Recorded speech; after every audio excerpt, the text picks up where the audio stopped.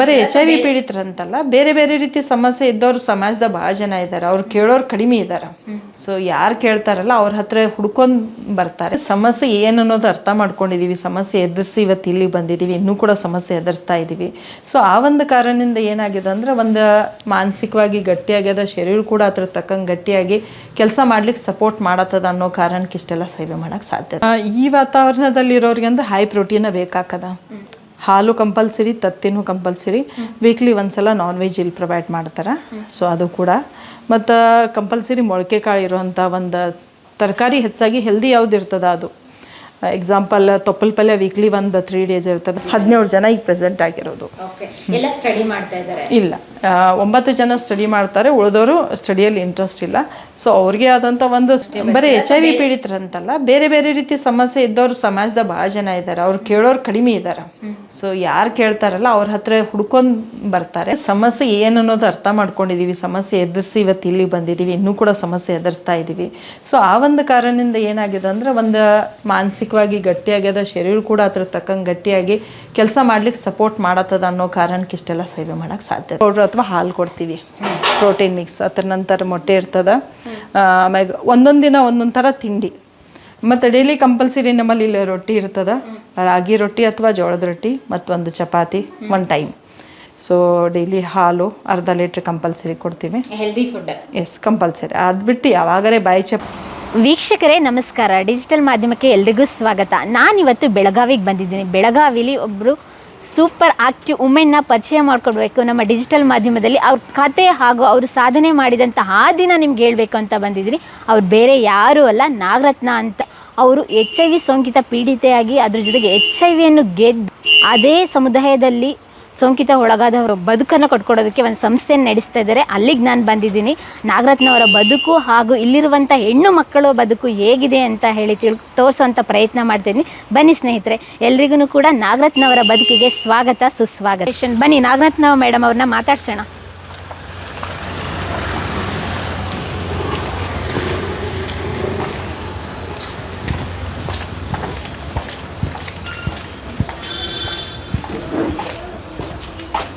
ಇವರೇ ನಾಗರತ್ನ ಮೇಡಮ್. ಸದ್ದಿಲ್ದಲೇ ಹಲವಾರು ವರ್ಷಗಳಿಂದ ಕೆಲಸ ಮಾಡ್ತಾ ಇದ್ದಾರೆ. ಅವರ ಬದುಕು ಹಾಗೂ ಇಲ್ಲಿರುವಂಥ ನೊಂದವರ ಕಥೆನ ಇವತ್ತು ಹೇಳಕ್ಕೆ ಹೊರಟಿದ್ದೀವಿ. ಬನ್ನಿ ಸ್ನೇಹಿತರೆ. ಮೇಡಮ್ ನಮಸ್ತೆ. ಹೇಗಿದ್ದೀರಾ ಮೇಡಮ್? ಚೆನ್ನಾಗಿದ್ದೀನಿ. ನೀವು ಹೇಗಿದ್ದೀರಿ? ಆರಾಮಿದ್ದೀವಿ ಮೇಡಮ್. ನಮಸ್ತೆ ಸರ್. ನಮಸ್ತೆ ಮೇಡಮ್. ಹೆಸರೇ ಅಷ್ಟು ಚೆನ್ನಾಗಿದೆ, ಆಶ್ರಯ. ಆಶ್ರಯದಲ್ಲಿ ಎಲ್ರಿಗೂ ಆಶ್ರಯ ಕೊಟ್ಟಿದ್ದೀರಾ. ನಿಜವಾಗ್ಲೂ ನಮ್ಮ ಕಡೆಯಿಂದ ಹ್ಯಾಟ್ಸ್ ಆಫ್ ಯು. ನಿಮ್ಗೆ ಎಷ್ಟು ಕೃತಜ್ಞತೆ ಹೇಳಿದ್ರು ಸಾಲದು. ಕರ್ನಾಟಕದ ಜನತೆ ಪರವಾಗಿ ಇಂಥ ಕೆಲಸನ ಮಾಡ್ತಿರೋದು ನನಗೆ ತಿಳಿದ್ರ ಮಟ್ಟಿಗೆ ಕರ್ನಾಟಕದಲ್ಲಿ ನೀವೊಬ್ಬರೇ. Yes ma'am. ಇಡೀ ಕರ್ನಾಟಕದಲ್ಲಿ 18+ ಏಜಿಗೆ ಕೆಲಸ ಮಾಡ್ತೀವಿ. ಮತ್ತು ನಮ್ಮ ಟೀಮು ನಾವು ಕೂಡ ವರ್ಕ್ ಅದಕ್ಕೋಸ್ಕರನೇ ಮಾಡ್ತಾ ಇರೋದು. ಅದ್ರ ಜೊತೆಗೆ ಸ್ನೇಹಿತರೆ, ನಾಗರತ್ನ ಮೇಡಮ್ ಬಗ್ಗೆ ನಾನು ಹೇಳೋದಲ್ಲ, ಇಲ್ಲಿರುವಂಥ ಗೋಡೆಗಳೇ ಹೇಳ್ತಾ ಇದ್ದಾವೆ. ಯಾವ ಸಂದರ್ಭದಲ್ಲಿ ಯಾವ ಸಂಸ್ಥೆಯವ್ರು ಕೊಟ್ಟಿದ್ದು ಮೇಡಮ್ ನಿಮಗೆ? ಇಲ್ಲಿ ಬಂದುಬಿಟ್ಟು ಗೌರ್ಮೆಂಟ್ ಆಫ್ ಕರ್ನಾಟಕದಿಂದ 2016 ಚೈಲ್ಡ್ ವೆಲ್ಫೇರ್ಗೋಸ್ಕರ ಅಂತ ಒಂದು ಅವಾರ್ಡ್ ಕೊಟ್ಟರು. ಅದರಾದ ನಂತರ ಶ್ರವಣ್ ಬೆಳಗೋದಲ್ಲಿ ಜೈನ್ ಒಂದು ಬಾಹುಬಲಿ ಮಸ್ತಕಾಭಿಷೇಕ ಸಮಯದಲ್ಲಿ ರಾಷ್ಟ್ರೀಯ ಪ್ರಶಸ್ತಿ ಬಂತು. ಅದ್ರ ಜೊತೆಗೆ ಮೀಡಿಯಾದಲ್ಲಿ ಬಂದುಬಿಟ್ಟು Zee drama junior real hero award. ಈಗ ಅದ್ರ ಜೊತೆಗೆ ಈಗ ರೀಸೆಂಟಾಗಿ GST ವಿತಿಂದ ಗುಡ್ಸ್ ಆ್ಯಂಡ್ ಸರ್ವಿಸ್ ಟ್ಯಾಕ್ಸ್ ಅಲ್ಲಿ ಇವತ್ತಿಂದ ಕೂಡ ಏನೈತಿ ಸ್ಟೇಟ್ ವುಮನ್ ಅಚೀವರ್ ಅವಾರ್ಡ್ ಕೊಟ್ಟರು. ಹಿಂಗೆ ಬೇರೆ ಬೇರೆ ಒಂದು 70 ಅವಾರ್ಡ್ ಇದ್ದಾವೆ. ಬಟ್ ಅವಾರ್ಡ್ ಸುಮಾರು ಕಣ್ಣಿಗೆ ಕಾಣ್ತಾ ಇದ್ದಾವೆ. ಬಟ್ ಏನೈತಿ ಅದ್ರ ತಕ್ಕಂಗೆ ಸಪೋರ್ಟು ಬೇಕಾಗಿದೆ. ಖಂಡಿತ ಮೇಡಮ್. ನಿಮ್ಮ ಆಶ್ರಯ ಫೌಂಡೇಶನ್ ಏನೇನು ನಡೆಯುತ್ತೆ ಅಂತ ಟೂರ್ ಮಾಡ್ಬೋದಾ? ಎಸ್, ಇದು ಬಂದು ಎಲ್ಲ ವರ್ಕ್ ಮೂಮೆಂಟ್ ಆಗೋದು ಸಣ್ಣದಾಗಿ ನಾವು ಇಲ್ಲೊಂದು ಆಫೀಸ್ ಮಾಡ್ಕೊಂಡಿದ್ದೀವಿ. ಇಲ್ಲಿ ನಾನು ನಮ್ಮ ಸ್ಟಾಫು ಎಲ್ಲ ಇಲ್ಲೇ ಇರೋದು. ಇಲ್ಲಿ ಮಲ್ಟಿಪಲ್ ಕೆಲಸ ಆಗುತ್ತೆ. ಆಫೀಸ್ ಟೈಮ್ದಾಗ ಆಫೀಸ್ ವರ್ಕ್ ಆಗುತ್ತೆ, ಕೆಲವೊಂದು ಸಲ ಡೋನರ್ ಬಂದರೆ ಡೋನರ್ ಅಟೆಂಡ್ ಮಾಡೋದಾಯಿತು. ಅದ್ರ ಜೊತೆಗೆ ನಮ್ಮಲ್ಲಿ ಕೌನ್ಸಿಲಿಂಗ್ ಸುಮಾರು ಜನ ಬರ್ತಾರೆ ಬೇರೆ ಬೇರೆ ಕಡೆಯಿಂದ. ಸೊ ಆಲ್ ಓವರ್ ಕರ್ನಾಟಕದಿಂದ ಕೂಡ ಕೆಲವೊಬ್ಬರು ಬೇರೆ ಬೇರೆ ರೀತಿಯಾದಂಥ ಸಮಸ್ಯೆನ ಇಟ್ಕೊಳ್ಳಿ ಇಲ್ಲಿ ಬಂದಾಗ ಇಲ್ಲೇ ಕೂತು ಕೌನ್ಸಿಲಿಂಗ್ ಕೂಡ ಮಾಡ್ತೀವಿ. ಸೊ ಇದು ಪ್ಲೇಸ್ ಬಂದುಬಿಟ್ಟು ಮಲ್ಟಿಪಲ್ ಯೂಸ್ ಆಗುವಂಥ ಪ್ಲೇಸ್ ಅಂತ ಹೇಳ್ಬೋದು. ಕೌನ್ಸಿಲಿಂಗ್ ಅಂತ ಹೇಳಿದ್ರೆ HIV ಪೀಡಿತರ ಅಷ್ಟೇ? ಬರೀ HIV ಪೀಡಿತರಂತಲ್ಲ, ಬೇರೆ ಬೇರೆ ರೀತಿ ಸಮಸ್ಯೆ ಇದ್ದವ್ರು ಸಮಾಜದ ಭಾಳ ಜನ ಇದ್ದಾರೆ. ಅವ್ರು ಕೇಳೋರು ಕಡಿಮೆ ಇದ್ದಾರೆ. ಸೊ ಯಾರು ಕೇಳ್ತಾರಲ್ಲ ಅವ್ರ ಹತ್ರ ಹುಡ್ಕೊಂಡು ಬರ್ತಾರೆ. ಸೊ ಅದೇ ರೀತಿ HIV ಹೊರತುಪಡಿಸಿ ಬೇರೆ ಸಮಸ್ಯೆ ಇದ್ದವರು, ಮಾನಸಿಕ ಖಿನ್ನತೆಗೊಳಗಾಗ್ತಾ ಇರೋರು, ನಮ್ಮ ಕೆಲವೊಂದು ಫೇಸ್ಬುಕ್, ಯೂಟ್ಯೂಬ್ ಏನೆಲ್ಲ ಕೆಲಸ ಮಾಡ್ತಾ ಇದ್ದೀವಲ್ಲ, ನಮ್ಮ ಕೆಲವೊಂದು ಸ್ಟೋರಿ ನೋಡಿ ಅವ್ರು ಇಲ್ಲಿ ಬಂದು ನಮ್ಮ ಜೀವನದಾಗ ಹಿಂಗೆ ಸಮಸ್ಯೆ ಆಗತ್ತದ, ನಮ್ಮ ಬಗೆಹರಿಸ್ಕೊಳ್ಲಿಕ್ಕೆ ಆಗ್ತಾಯಿಲ್ಲ, ನೀವಿಷ್ಟು ಸಮಸ್ಯೆ ಇದ್ರೂ ಬಗೆಹರಿಸ್ಕೊಂಡು ಮುಂದೆ ಬಂದಿದ್ದೀರಲ್ಲ, ಸೊ ನಮಗೂ ಗೈಡ್ ಮಾಡಿರಿ ಅಂತ ಸುಮಾರು ಜನ ಬಂದು ಇಲ್ಲಿ ಭೇಟಿ ಕೊಡ್ತಾರೆ. ಬರೀ HIV ಅಂತಲ್ಲ, ಬೇರೆಯವರು ಕೂಡ. ಹಂಗಾರೆ ನೊಂದವರ ಪರವಾಗಿ ಒಂದು ಸಾಂತ್ವನ ಕೇಂದ್ರ ಅಂತ ಹೇಳ್ಬೋದು ಆಶ್ರಯ ಫೌಂಡೇಶನ್. ತಿಂಗಳಿಗೆ ಒಂದು 70 ಜನರಿಗೆ ನಾವು ಅಟೆಂಡ್ ಮಾಡ್ತೀವಿ. ಓ ಮೈ ಗಾಡ್, ಯಾವ ರೀತಿ ಮ್ಯಾನೇಜ್ ಮಾಡ್ತೀರಾ ಮೇಡಮ್? ಸೊ ತುಂಬ ಕಷ್ಟ. ಯಾಕಂದ್ರೆ ಕೆಲವೊಂದು ಸಲ ಏನಾಗ್ತದ, ದಿನಕ್ಕೆ ಮಿನಿಮಮ್ 5 ಕ್ಲೈಂಟ್ ಇರ್ತದೆ. ಪದೇ ಪದೇ ಯಾವಾಗ ಸಮಸ್ಯೆ ಹೇಳ್ಕೊಂಡು ಬರ್ತಾರಲ್ಲ, ಒಮ್ಮೊಮ್ಮೆ ಆವಾಗ ಅನ್ನಿಸ್ತದ ಕೆಲವೊಬ್ಬರಿಗೆ ನಮ್ದು ಸಮಸ್ಯೆ ಹೆಚ್ಚು ಅನ್ನಿಸ್ತದೆ. ಬಟ್ ಸಮಾಜದಾಗ ಇನ್ನೂ ಸಮಸ್ಯೆ ಇದ್ದವ್ರು ಭಾಳ ಜನ ಇದ್ದಾರೆ. ಅವ್ರನ್ನ ಕೇಳೋವಂಥ ಒಂದು ತಾಳ್ಮೆ ಆಯಿತು, ಅವ್ರಿಗೊಂದು ಮಾರಲ್ ಸಪೋರ್ಟ್ ಕೊಡೋವಂಥವ್ರು ಭಾಳ ಅವಶ್ಯಕತೆ ಅದ. ಸೊ ನನಗೇನು ಅನ್ನಿಸ್ತದ ಅಂದರೆ, ಈಗ ಅವರಿಗೆ ಸಮಯ ಸರಿ ಇಲ್ಲ ಅಥವಾ ಪ್ರಾಬ್ಲಮ್ದಾಗ ಅದಾರಂದ್ರೆ ನಾನು ಕೇಳಬೇಕು ಅನ್ನೋವಂಥ ಒಂದು ಮೆಂಟಲಿ ಪ್ರಿಪೇರ್ ಆಗಿಬಿಟ್ಟಿದ್ದೀನಿ. ಸೊ ನನ್ನ ಕಡೆಯಿಂದ ಏನು ಕೊಡೋಕ್ಕಾಗದೇ ಇದ್ದರೂ ಅವ್ರ ಸಮಸ್ಯೆನ ಕೇಳ್ಕೊಂಡು ಒಂದು ಸಪೋರ್ಟ್ ಮಾಡುವಂಥ ಒಂದು ಮೆಂಟಾಲಿಟಿ ಅದ ಅನ್ನೋಗೋಸ್ಕರ ಅವ್ರು ಇಲ್ಲಿ ಬರ್ತಾರೆ. ಆ ಒಂದು ಜವಾಬ್ದಾರಿನ ನಾನು ಫುಲ್ಫಿಲ್ ಮಾಡ್ತೀನಿ. ಜೀವನದಲ್ಲಿ ಅದೇ ಬೇಕಾಗಿರೋದು. ಹೊತ್ತಾಗ ಮನ್ಸಿಗೆ ನೋವಾದಾಗ, ಯಾರು ಇಲ್ಲದೇ ಇದ್ದಾಗ ಒಂದು ಸಾಂತ್ವನ ಹೇಳೋರು ಬೇಕು. ನಿಜ. ಜೊತೆಗೆ ನಮ್ಮ ಕೈ ಹಿಡಿದವರು ಒಂದು ಸಮಾಧಾನದ ಮಾತುಗಳು ಬೇಕು. ಆ ಮಾತುಗಳು ಹೇಳಿದಾಗ ಅವ್ರ ಜೀವನಕ್ಕೆ ಎಷ್ಟೋ ಪ್ರೇರಣೆ ಆಗುತ್ತೆ, ಸ್ಫೂರ್ತಿ ಆಗುತ್ತೆ. ಹಾಗಾಗಿ ನಾಗರತ್ನ ಮೇಡಮ್ ಹತ್ರ ಎಲ್ಲರೂ ಬರ್ತಾರೆ. ಹೇಳಿದ್ರು ತಿಂಗಳಿಗೆ ಮಿನಿಮಮ್ ಅಂದ್ರೆ 70 ಜನ ಬರ್ತಾರೆ. ಅಷ್ಟು ತಾಳ್ಮೆ ಇದಿಲ್ಲ. ನಿಜವಾಗ್ಲೂ ಇವರು really great great great madam.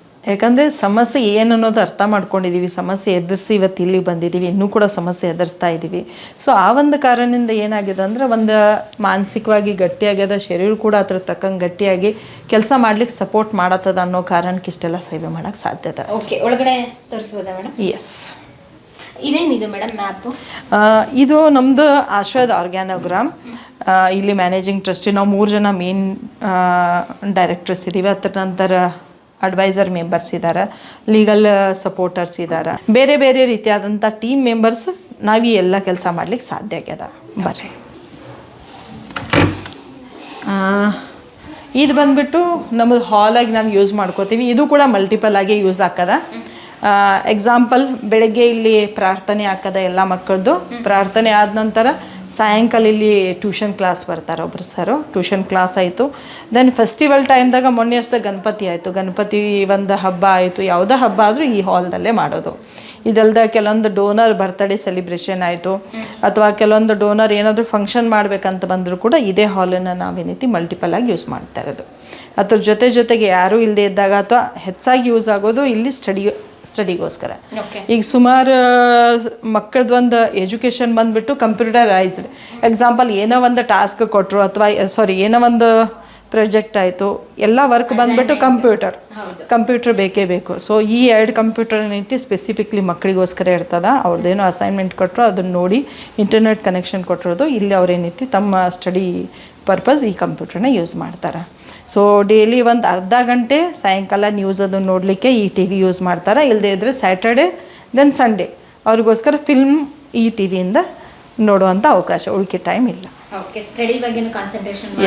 ಬೇಕಾಗತ್ತೆ. ಅದ್ರ ಜೊತೆ ಎಂಟರ್ಟೈನ್ಮೆಂಟು ಬೇಕು, ಬಟ್ ಡೈಲಿ ಆಗಲ್ಲ.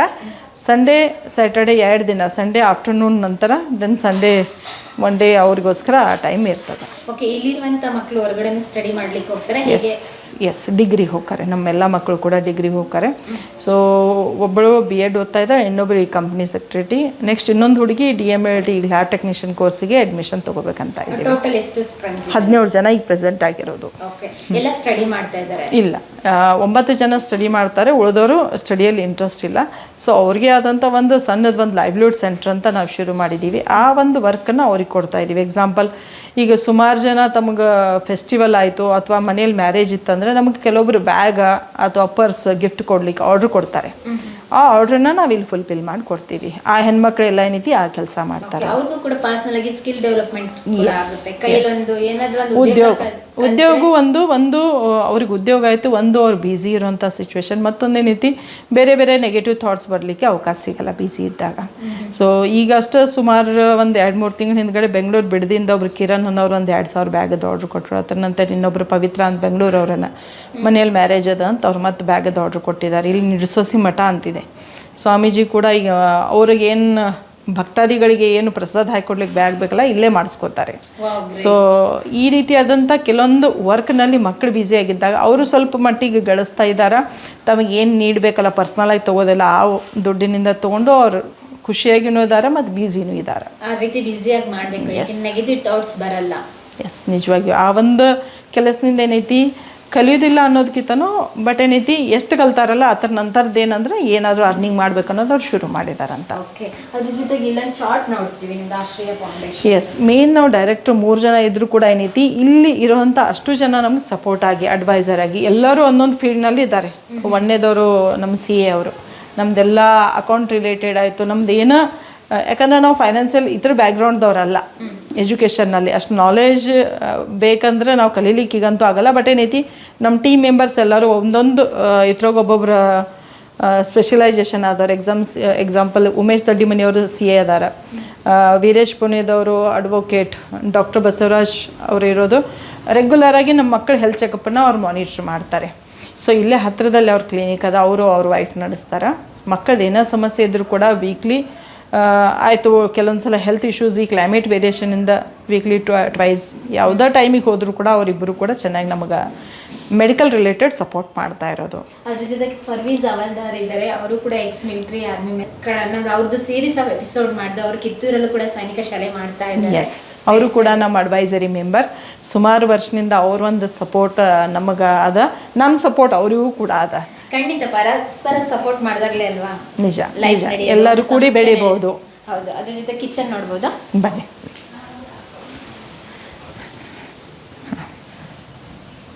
ಆಶ್ರಯ ಫೌಂಡೇಶನ್ ಕಿಚನ್ಗೆ ಹೋಗ್ತಾ ಇದ್ವಿ ನಾವು ಇವಾಗ. ಇವರು ಪ್ರೇಮಾ ಜಾಧವ್ ಅಂತ ನಮ್ಮ ಅನ್ನದಾತೆ.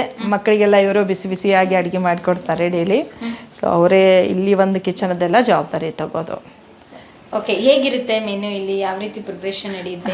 ಇಲ್ಲಿ ಫುಡ್ ಮೆನ್ಯೂ ನಾವು ಹಾಕಿದ್ದೀವಿ. ಆ ಪ್ರಕಾರ ನಮ್ಮೊಬ್ಬರ ಫುಡ್ ಮಿನಿಸ್ಟರ್ ಇದ್ದಾರೆ, ಮೀನ್ಸ್ ಡಾಟರ್ಸ್ ಪಾರ್ಲಿಮೆಂಟ್ ಅಂತದ. ಓಕೆ. ಸೊ ಒಬ್ಬರು ಫುಡ್ ಮಿನಿಸ್ಟರ್ ಅದಾರ, ಒಬ್ಬರ ಹೆಲ್ತ್ ಮಿನಿಸ್ಟರ್ ಅದಾರ, ಎಜುಕೇಷನ್ ಮಿನಿಸ್ಟರ್, ಹಿಂಗೆಲ್ಲರೂ ಒಬ್ಬೊಬ್ರು ಮಿನಿಸ್ಟರ್ ಮೀನ್ಸ್ ಅವ್ರ ಜವಾಬ್ದಾರಿ ರಚನೆ ಮಾಡಿದ್ದೀರಾ. ಅವ್ರದ್ದವರೇ ಜವಾಬ್ದಾರಿನ ಇಡೀ ಆರ್ಗನೈಸೇಷನ್ದಾಗ ಏನೇನು ಮೀನ್ಸ್ ಅವ್ರಿಗೆ ಏನೇನು ಬೇಕು, ಯಾವ ರೀತಿ ಬೇಕು ಅನ್ನೋದು ಅವರೇ ಪ್ಲ್ಯಾನ್ ಮಾಡ್ತಾರೆ, ಅವ್ರು ನಮಗೆ ಹೇಳ್ತಾರೆ, ಅದ್ರ ಪ್ರಕಾರ ಸಪೋರ್ಟ್ ಮಾಡ್ತೀವಿ. ಸೊ ಎಲ್ಲದಕ್ಕೂ ನಾವು ಇಂಟರ್ಫಿಯರ್ ಆಗೋಕಿತ್ತನೋ ಅವ್ರಿಗೆ ಏನು ಸರಿ ಅನ್ನಿಸ್ತದ ಅವ್ರು ಮಾತಾಡೋವಂಥ ರೈಟ್ಸ್ ಅದ ಅಂತ. ಸೊ ಫುಡ್ ಮೆನ್ಯೂ ಬಂದುಬಿಟ್ಟು ಬೆಳಗ್ಗೆ ಎದ್ದ ಗುಜೆ ನಾವು ಜೀನಿ ಪೌಡ್ರ್ ಅಥವಾ ಹಾಲು ಕೊಡ್ತೀವಿ, ಪ್ರೋಟೀನ್ ಮಿಕ್ಸ್, ಅದರ ನಂತರ ಮೊಟ್ಟೆ ಇರ್ತದೆ. ಆಮ್ಯಾಗ ಒಂದೊಂದು ದಿನ ಒಂದೊಂದು ಥರ ತಿಂಡಿ. ಮತ್ತು ಡೈಲಿ ಕಂಪಲ್ಸರಿ ನಮ್ಮಲ್ಲಿ ಇಲ್ಲಿ ರೊಟ್ಟಿ ಇರ್ತದೆ, ರಾಗಿ ರೊಟ್ಟಿ ಅಥವಾ ಜೋಳದ ರೊಟ್ಟಿ ಮತ್ತು ಚಪಾತಿ 1 ಟೈಮ್. ಸೊ ಡೈಲಿ ಹಾಲು ಅರ್ಧ ಲೀಟ್ರ್ ಕಂಪಲ್ಸರಿ ಕೊಡ್ತೀವಿ. Healthy food. Yes, compulsory. ಅದು ಬಿಟ್ಟು ಯಾವಾಗಲೇ ಬಾಯಿ ಚಪ್ಪಲ್ ಸ್ವಲ್ಪ ಬೇರೆನೂ ಕೊಡ್ತೀವಿ, ಬಟ್ ಡೈಲಿ ಮಾತ್ರ ಕಂಪಲ್ಸರಿ ಹೆಲ್ದಿ ಫುಡ್. ವೀಕ್ಲಿ ಒಂದು 5 ದಿನ ಎಗ್ ಪ್ರೊವೈಡ್ ಮಾಡಿರ್ತೀವಿ, ಡೈಲಿ ಹಾಲು, ಅದ್ರ ಜೊತೆಗೆ ಹಣ್ಣು ಇರ್ತದೆ. ಅದಲ್ಲದೆ ಏನೈತಿ ಕಂಪಲ್ಸರಿ 2 ಟೈಮ್ ರೊಟ್ಟಿ, ಒಂದು ಮೀನ್ಸ್ ರೊಟ್ಟಿ ಅಥವಾ ಚಪಾತಿ ಕಂಪಲ್ಸರಿ. ನಮ್ಮಲ್ಲಿ ಇಲ್ಲಿ ಫುಡ್ ಸಿಸ್ಟಮ್ ಹಂಗದ, ಬರೀ ಅನ್ನ ಸಾರ ತಿನ್ನಲ್ಲ ನಾವು, ಚಪಾತಿ ಅಥವಾ ರೊಟ್ಟಿ ಕಂಪಲ್ಸರಿ ಬೇಕು. ಸೊ ಆ ರೀತಿ ಫುಡ್ ಒಂದು ಮೆನ್ಯೂ ಇರ್ತದೆ, ಯಾಕಂದ್ರೆ ನಮ್ಮದು priority first health improvement. So ಆ ಒಂದು ಕಾರಣಕ್ಕೆ ಏನೈತಿ ಆ ಒಂದು ಫುಡ್ ಮೆನ್ಯೂನ ಮ್ಯಾನೇಜ್ ಮಾಡೋದು ಭಾಳ ಅವಶ್ಯಕತೆ ಅದ. ಓಕೆ, ಏನು ಸ್ಪೆಷಲ್ ಫುಡ್ ಏನಾದ್ರು ಕೊಡಬೇಕಾಗುತ್ತಾ ಈ ವಾತಾವರಣದಲ್ಲಿರೋರಿಗೆ? ಆ ಥರ ಏನಾದರೂ ಈ ವಾತಾವರಣದಲ್ಲಿರೋರಿಗೆ ಅಂದರೆ ಹೈ ಪ್ರೋಟೀನ ಬೇಕಾಗದ. ಹಾಲು ಕಂಪಲ್ಸರಿ, ತತ್ತಿನೂ ಕಂಪಲ್ಸರಿ. ವೀಕ್ಲಿ ಒಂದ್ಸಲ ನಾನ್ ವೆಜ್ ಇಲ್ಲಿ ಪ್ರೊವೈಡ್ ಮಾಡ್ತಾರೆ, ಸೊ ಅದು ಕೂಡ. ಮತ್ತು ಕಂಪಲ್ಸರಿ ಮೊಳಕೆ ಕಾಳು ಇರುವಂಥ ಒಂದು ತರಕಾರಿ, ಹೆಚ್ಚಾಗಿ ಹೆಲ್ದಿ ಯಾವ್ದು ಇರ್ತದೆ ಅದು. ಎಕ್ಸಾಂಪಲ್ ತೊಪ್ಪಲ್ ಪಲ್ಯ ವೀಕ್ಲಿ ಒಂದು 3 ಡೇಸ್ ಇರ್ತದೆ, ಮೊಳಕೆ ಕಾಳು ಒಂದು 3 ಡೇಸ್ ಇರ್ತದೆ, ಕಾಯಿ ಪಲ್ಯ, ಹಿಂಗೆ ವೆರೈಟಿ ಫುಡ್, ಬ್ಯಾಲೆನ್ಸ್ ಫುಡ್ ಬೇಕಾಗ್ತದೆ. ಎಷ್ಟು ದಿನಸಿ ಬೇಕಾಗುತ್ತೆ ಮೇಡಮ್ ಮಂತ್ಲಿ ಆವ್ರೇಜ್ ಹೇಳ್ಬೇಕಂದ್ರೆ? ತರಕಾರಿ ಎಷ್ಟು ಬೇಕಾಗುತ್ತೆ? ಅಕ್ಕಿ ಇಷ್ಟು? ತರಕಾರಿ ಮಿನಿಮಮ್ ಒಂದು 4,000 ತರಕಾರಿ ಆಗ್ತದೆ, 4,000 to 5,000 ಮಿನಿಮಮ್. ಆಮೇಲೆ ಗ್ರೋಸರಿ ಬಂದುಬಿಟ್ಟು ಒಂದು 20-25 ಸಾವಿರ ರೂಪಾಯಿ ತನಕ ಆಗ್ತದೆ. ಓಕೆ, ಹೇಗೆ ಮ್ಯಾನೇಜ್ ಮಾಡ್ತಾ ಇದ್ದಾರೆ ಇಷ್ಟೆಲ್ಲ ಖರ್ಚುಗಳೆಲ್ಲ? ಏನೋ ನಾವು ಮಾಡ್ತಾ ಇರೋ ಕೆಲಸಕ್ಕೆ ದೇವರ ಆಶೀರ್ವಾದ, ನಮ್ಮ ಸಪೋರ್ಟರ್ ಆಶೀರ್ವಾದದಿಂದ, ಡೋನರ್ ಸಪೋರ್ಟ್ ಇದೆ, ಆ ಒಂದು ಸಪೋರ್ಟ್ ತಗೊಂಡು ನಾವು ಮಾಡ್ತಾ ಇರೋದು. ಬಟ್ 100% ಇಲ್ಲದೆ ಇದ್ದರೂ ನಾವು ಮ್ಯಾನೇಜ್ ಮಾಡೋ ಲೆವೆಲ್ದಾಗಾದರೂ ಸಪೋರ್ಟ್ ಆಗತ್ತದ. ಸೊ ಆ ಒಂದು ಸಪೋರ್ಟ್ ಇಲ್ಲದೆ ಇದ್ರೆ ಕಷ್ಟ. ಅವ್ರ ಸಪೋರ್ಟ್ ಇದ್ದ ಕಾರಣದಿಂದ ನಾವು ಈ ಒಂದೆಲ್ಲ ಕೆಲಸ ಮಾಡೋಕ್ಕೆ ಸಾಧ್ಯದ. ಅದ್ರ ಜೊತೆಗೆ ರೂಮ್ಸ್ ಎಷ್ಟಿದೆ ಮೇಡಮ್? ಇಲ್ಲಿ 2 ರೂಮ್ಸ್ ಇದ್ದಾವೆ. ಸೊ ಅಲ್ಲಿ ಇವನ್ ನಮ್ಮದು ಇರೋದು ರೆಂಟೆಡ್ ಇರೋದ್ರಿಂದ ರಾತ್ರಿ ವೇಳೆ ಇಲ್ಲೂ ಕೆಲವೊಬ್ರು ಮಲಗ್ತಾರೆ, ಅಲ್ಲೂ ಮಲಗ್ತಾರೆ, ಎಲ್ಲ ರೂಮು ಆಕ್ಯುಪೈಡ್. ಸೊ ಆ ಒಂದು ಸಿಚುವೇಶನ್ ಈಗ ಸದ್ಯ ನಮ್ದು ಸಿಚುವೇಶನ್ ಅಂದ್ರೆ ಎಸ್ ಚಾಪೆ ಅದ್ರ ಮೇಲೆ ಜಮಖಾನ ಅದ್ರ ಮೇಲೆ ಒಂದು ಇನ್ನೊಂದು ಸಣ್ಣದ ಬೆಡ್ ಇರ್ತದೆ, ಅದೆಲ್ಲ ಹಾಕ್ಕೊಂಡು ಇಲ್ಲೇ ಮಲ್ಬೋದು. ಪ್ರೇಮಾ ಅಂತ, ಪ್ರೇಮಾ ಜಾಧವ್. ಸೊ ಸುಮಾರು ಒಂದು 6 ವರ್ಷ ಆಯಿತು ಇವ್ರು ನಮ್ಮ ಜೊತೆಯಾಗಿ ಸಪೋರ್ಟಾಗಿ ನಿಂತಿರೋದು. ಸೊ ನಮ್ಮೆಲ್ಲರದು ಕಾಳಜಿ ಅವಳು ತೆಕ್ಕೊಳ್ಳೋದು, ಅವಳ ಕಾಳಜಿ ನಾವೆಲ್ಲರೂ ತೆಕ್ಕೊಳ್ಳೋ ಪ್ರಯತ್ನ ಮಾಡಿದೆ. ಯಾಕಂದರೆ ಅವಳು ಮಾಡಿದಷ್ಟು ನಾವು ಮಾಡೋಕ್ಕಾಗಲ್ಲ. ಬಟ್ ಅವರು ಎಲ್ಲ ಮಕ್ಕಳದ್ದು ಒಂದು ಸೆಕೆಂಡ್ ಮದರ್ ಥರ ಕೇರ್ ತೊಗೋತಾ ಇರೋದು. ಪ್ರೇಮಾ ಅವ್ರು ಇಲ್ಲಿಗೆ ಬಂದಿದ್ದು ಹೇಗೆ ಸಿಕ್ಕಿದ್ರು ನಿಮಗೆ? ನಮ್ಮೊಬ್ಬರು ಸಪೋರ್ಟಿವ್ ಒಬ್ಬರು ಹುಡುಗ ಇದ್ದಾನೆ, ಅವರ ರಿಲೇಟಿವ್ಸ್ ಇವರು. ಸೊ ಅವರಂದ್ರು ಅವ್ರಿಗೆ ಹಿಂಗೆ ಕೆಲಸದ ಅವಶ್ಯಕತೆ ಐತೆ ಅಂದಾಗ, ಸರಿ ಇಲ್ಲೇ ನಾನು ಬೇಕಾರೆ ಕಳಿಸ್ಕೊಡ್ರಿ, ನಾವು ಜಾಬದ್ದು ಅರೇಂಜ್ಮೆಂಟ್ ಮಾಡ್ಬೋದು. ಯಾಕಂದರೆ ಆವಾಗ ನಮ್ಮ ಶುರುವಾತಿತ್ತು, ಫೈನಾನ್ಸಲ್ಲಿ ಭಾಳ ಕ್ರೈಸಿಸ್ ಇತ್ತು. ಆ ಟೈಮ್ದಾಗ ಕೂಡ ಅವಳು ನಮ್ಮ ಜೊತೆಗಿದ್ದುಕೊಂಡು ನಮ್ಗೆ ಸಪೋರ್ಟ್ ಮಾಡಿ ಇಲ್ಲೇ ಕೆಲಸ ಮಾಡಿದ್ದು. ಅಲ್ಲಿಂದ ಇಲ್ಲಿವರೆಗೂ ಕೂಡ ನಮ್ಮ ಜೊತೆಗಿದ್ದಾಳೆ. ಬೇಡ ಸೇಮ್ ಸಮಸ್ಯೆ ಅವಳ ಸೇಮ್, ನಾವೆಲ್ಲರೂ ಸಮಸ್ಯೆ ಇದ್ದವ್ರೆ ಇಲ್ಲಿ ಕೆಲಸ ಮಾಡ್ತಾ ಇದ್ದೀವಿ, ಸಮಸ್ಯೆ ಇದ್ದವ್ರೆ ನಾವು ಇಲ್ಲಿ ಇರೋದು. ಎಸ್, ಅವಳು ಲೈಫ್ ಸ್ಟೋರಿ ನೀವು ಅಕ್ಕಿ ಜೊತೆ ಕೂಡ ನೀವು ಮಾತಾಡ್ಬೋದು. ಬನ್ನಿ ಪ್ರೇಮಾ ಮೇಡಮ್, ನಿಮ್ಮ ಲೈಫ್ ಸ್ಟೋರಿ ಹೇಳಲೇಬೇಕು. ಎಲ್ರಿಗೂ ನಮಸ್ಕಾರ. ನೀವೆಲ್ಲರಿಗೂ ಫುಡ್ ಕೊಡೋರು, ಎಷ್ಟು ವಾಯ್ಸ್ ಎಷ್ಟು ಜೋರಾಗಿ ಬರಬೇಕು, ಯಾಕೆಂದ್ರೆ ಟೇಸ್ಟ್ ನೋಡಿರ್ತೀರಾ, ಯಾವ್ಯಾವ ಫುಡ್ ಅದು 3 ಟೈಮ್ ಡಬ್ಬಲ್ ತಿಂದಿರ್ತೀರಾ ನೀವು ಎಲ್ರಿಗಿಂತ. ದಿದ್ಯಾರಷ್ಟು ಇದು ಇಲ್ಲ. ನಮ್ದು ಲೈಫ್ ಸ್ಟೋರಿ ಸಿಂಪಲ್ ಐತ್ರಿ. ನಮ್ಮ ಫಸ್ಟ್ 18 ವಯಸ್ಸು ಆಗೋಕ್ಕಿಂತ ಪೈಲೆ ನಮ್ಮ ಮದುವೆ ಆತ್ರಿ. ನಮ್ದು ಹಳ್ಳಿ ಮದುವೆ ಆಗೋಣ, ನಮ್ದು ನವಲಗುಂದ ತಾಲೂಕು ಬಳ್ಳೂರು ರೀ. ಮದುವೆ ಆಗೋಣ ನಮ್ಗೆ ಕೊಟ್ಟಿದ್ದು ರಾಮದುರ್ಗ ತಾಲೂಕು ಕಟ್ಕೊಳ್ಳೋ. ನಾವು ಬಂದೀವ್ರಿ ಇಲ್ಲೇ. ಬಂದಿಂದ 6 ವರ್ಷ ನಾವು ಚೆನ್ನಾಗಿದ್ದೀವಿ ರೀ. ನಾವು ಗಂಡ ನಾನು ಇಬ್ಬರು ಚೆನ್ನಾಗಿರೋಣ. 6 ವರ್ಷ ಆಗಿಂದ ಅವಂಗೆ HIV ಐತಂತ ಗೊತ್ತಾಗೋಣ ಅವ್ರು ನನ್ನಿಂದ ಮುಚ್ಚಿಟ್ರು. ಅವ್ರು ಯಾರೂ ಹೇಳಿಲ್ಲ ನಮ್ಮ ಮನ್ಯಾಗ. ಹೇಳಿದಾಗಣ ನಾನು ಇಷ್ಟೇ ಅಂತ ತಿಳುವಳಿಕೆ ಇರ್ದೆ. ಈ HIV ಬಗ್ಗೆ ಇಲ್ಲಿ ಬಂದಿಂದ ನಂಗೆ ಜನರಲ್ ಗೊತ್ತಾಗೈತಿ. ಆಮೇಲೆ ಗೊತ್ತಾತ್ರಿ, ಅವ್ರು ತೀರ್ಕೊಂಡು 1 ವರ್ಷಕ್ಕೆ ಗೊತ್ತಾತ್ರಿ ಅವ್ರಿಗೆ HIV ಐತಂತ. ಅಂದ್ರೆ ನಮಗೆ ಸಣ್ಣ ಸಣ್ಣ ಪಿಂಪಲ್ ಹೇಳೋದು, ಥಂಡಿ ಜ್ವರ ಬರೋದು, ಪ್ರಾಬ್ಲಮ್ ಆಗಾಕತ್ತಾನ. ಹೊಳ್ಳಿ ಹೋಗಿ ಸರ್ಕಾರ ದವಾಖಾನೆ ತೋರಿಸಿದೀವಿ ನಾವು. ಅವ್ರು ಹೇಳಿದ್ರು, ಕೌನ್ಸ್ಲಿಂಗ್ ಹೇಳಿದ್ರೆ ನೀವು ಖಂಡಿತವಾಗ್ಲೂ ನೀವು ಸಾಯಿ ಮಠನೂ ಈ ಗುಳ್ಗಿ ತೊಗೋಕೋಬೇಕು ಕಂಪಲ್ಸರಿ. ನೀವು ಬದುಕಬೇಕಂದ್ರೆ ತಗೋರಿ, ಇಲ್ಲ ತಂದು ಬೇಡ ಅಂತಂದ್ರೆ ಅನ್ನತ್ಲೇ ನಾನು ನಮ್ಮಪ್ಪ ನಮ್ಮಮ್ಮಗೆ ಹೇಳಿಲ್ರಿ. ಅಂದ್ರೆ ಅವರು ಒಂಥರ ಬೇಜಾರು ಮಾಡ್ಕೊಳ್ತಾರೆ, ಮಗಳಿಗೆ ಹಿಂಗಾಯಿತು ಮದುವೆ ಆದ ನಂತರ ಅಂತ ಹೇಳಿ ಮುಚ್ಚಿಟ್ರಿ ನೀವು. ನಾನು ಈಗಲಾದರೂ ಗೊತ್ತಿಲ್ಲ ರೀ ನಮ್ಮ ಮನ್ಯಾಗ, ಇನ್ನೂ ಹೇಳಿಲ್ಲ. ನಂದ್ಕೊಳ್ತಾರೆ ಅಂತ. ಎಲ್ಲ ಮಕ್ಕಳು ಅದೇ ರೀತಿ ಇರ್ತಾರೆ. ಹೆಣ್ಮಕ್ಳು ತಮಗೆ ಕಷ್ಟ ಬಂದರೂ ಅಪ್ಪ ಅಮ್ಮಂಗೆ ಹೇಳ್ಬಾರ್ದು, ನಾವೆಲ್ಲ ನಾವೇ ಸಹಿಸ್ಕೊಬೇಕು ಅಂತ ಮುಚ್ಚಿಟ್ಟಾನ. ಈಗ ಮೊನ್ನೆ ಒಂದು ಸ್ವಲ್ಪ ಸಮಸ್ಯೆ ಆದ ಮನ್ಯಾಗ ಹೇಳ್ಬೇಕಂತ ದಿದ್ಯಾರ ಹತ್ರ ಹೇಳ್ಕೊಂಡೆ. ಇವ್ರಂದ್ರೆ ನಿಮ್ಮ ಮನೆಯವ್ರನ್ನ ಕರ್ಸಿಲ್ಲೇ ಹೇಳೋಣ, ಅವ್ರಿಗೆ ಏನೋ ಪ್ರಾಬ್ಲಮ್ ಆದರೂ ಫೇಸ್ ಮಾಡೋಣ ನಾವು. ಅವ್ರು ನಮ್ಮ ಜೊತೆ ಇದಾರ ಹೇಳಿದ್ರಂತಂದು ಕರೆದೆ. ದೀದಿಯವ್ರನ್ನ ಹೇಗೆ ಕಾಂಟ್ಯಾಕ್ಟ್ ಮಾಡಿದ್ರಿ? ಅಂದ್ರೆ ಈಗ ಹೇಳಿದ್ರಲ್ರಿ ಅವ್ರ ಒಬ್ರ ಅದಾರ, ನಮ್ಮ ಹುಡುಗ ಒಬ್ರು ಇಲ್ಲೇ ಅದಾರ, ಅವ್ರಿಗೆ ಹೇಳಿದೆ ರೀ ನಾ. ಅಂದ್ರೆ ನಂಗೆ ಗದ್ದೆದಾಗ ನಂಗೆ ಕೆಲಸ ನೀಗಲಿಲ್ಲ, ಬಿಸಿಲಾಗ ಮಳೆ ಆಗೋದು. ಹಿಂಗಾಗಣ ನಾ ಅವ್ನಿಗೆ ಹೇಳಿದೆ ಒಂದ್ಸಲ ಭೇಟಿ ಆದ, ಹಿಂಗಪ್ಪ ನಂಗೆ ಎಲ್ಲಾದರೂ ಒಂದು ಕೆಲಸ ಬೇಕಾಗೈತೆ ಹುಡುಗಿ ಕೊಡ ಅನ್ನತ್ಲೇನ. ಆತವ ಹೇಳ್ತಾನೆ ಅಂತಂದು ಅವ್ರು ದಿದ್ಯಾರ ಫೋನ್ ನಂಬರ್ ಕೊಟ್ರೆ ನಾ ದಿದ್ಯಾರ ಜೊತೆ ಮಾತಾಡೋತ್ಲೇನ ದಿದ್ಯಾರ ಅಂದ್ರೆ ನಿಂಗೆ ಯಾವಾಗ ತಿಳಿತೈತೆ ಅವ ಬಾ,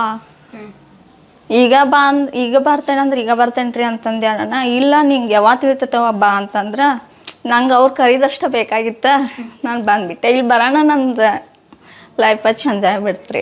ಅಂದ್ರೆ ನಾನು ಒಬ್ಬೇಕೆ ಇರೋದು ಆತು, ಹೊರಗಡೆ ಹಿಂಗೆ ನಮಗೆ ಹಳ್ಳ್ಯಾಗ ಹಿಂಗೆ ಹೆಣ್ಮಕ್ಳು ಜಾಸ್ತಿ ಹೊರಗೆ ಕಳ್ಸೋದಾತು, ಇಂಡಿಪೆಂಡೆಂಟ್ ಆಗಿ ಬೆಳೆದಾತು, ಅವ್ರು ಕೆಲಸ ಮಾಡೋದಾತು ಹಿಂಗೆ ಹೇಳ್ಕೊಡೋದಿಲ್ಲ. ಅವ್ರದ್ದು ಒಂದು ಬೌಂಡ್ರಿ ಹಾಕಿ ಬೆಳೆಸ್ಬಿಡ್ತಾರಲ್ಲ, ಅಪ್ಪ ಅಮ್ಮ ಆತು ಅಂತಂಬ್ರಾತು. ಹೊಳ್ಳಿ ಗಂಡನ ಮನೆಗೆ ಹೋಗಿನ ಗಂಡನ ಜೊತೆನೇ ಹೋಗಬೇಕು ಯಾರೋ ಈಗ ನಾನು ಗಂಡ ಸತ್ತು ಈಗ 10 ವರ್ಷ ಆಗಕ್ಕೆ ಬಂತ್ರಿ. ನಾನು ಇಲ್ಲಿ ಬಂದ 6 ವರ್ಷ 7 ವರ್ಷ ಆಯ್ತು. ನಾನು ಒಬ್ಬೇಕೆ ಬೇಕಾದಲ್ಲಿ ಅಡ್ಡಾಡ್ತೀನಿ. ದಿದ್ಯಾರಿಲ್ಲ ಅಂದ್ರೂ ನಾನು ಆಶ್ರಯ ನಡ್ಕೊಂಡು ಹೋಗ್ಬೇಕನ್ನೋದು ಧೈರ್ಯ ನಂಗೆ ಅವ್ರು ತುಂಬಿದ್ರು. ಇಷ್ಟು ಸಾಕ್ರಿ ನನ್ನ ಜೀವನದಾಗ. ಅವರ ಕನಸು ಅದೇ ಆಗಿತ್ತು, ಹಾಗಾಗಿನೇ ಆಶ್ರಯ ಫೌಂಡೇಶನ್ ಕಟ್ಟಿದ್ರು.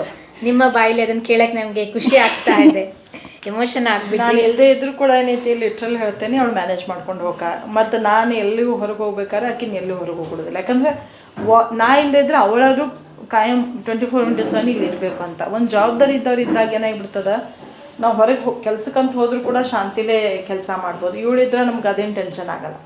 ನಾನು ಇಲ್ಲದೆ ಇದ್ರು ಕೂಡ ಏನೈತಿ, ಯಾರ ಬಂದ್ರು ಕೂಡ ಮಕ್ಕಳನ್ನ ಕೂಡ ಏನೈತಿ, ಮಕ್ಕಳು ಕೂಡ ಅಷ್ಟೇ ಸಪೋರ್ಟ್. ನಾ ಇದ್ದಾಗ ಕಾಡ್ತಾರೆ, ಬಟ್ ನಾ ಇಲ್ಲದೆ ಇದ್ದಾಗ ಹೆಚ್ಚಿಗೆ ಏನೋ ತೊಂದರೆ ಕೊಡಲ್ಲ. ಓಕೆ.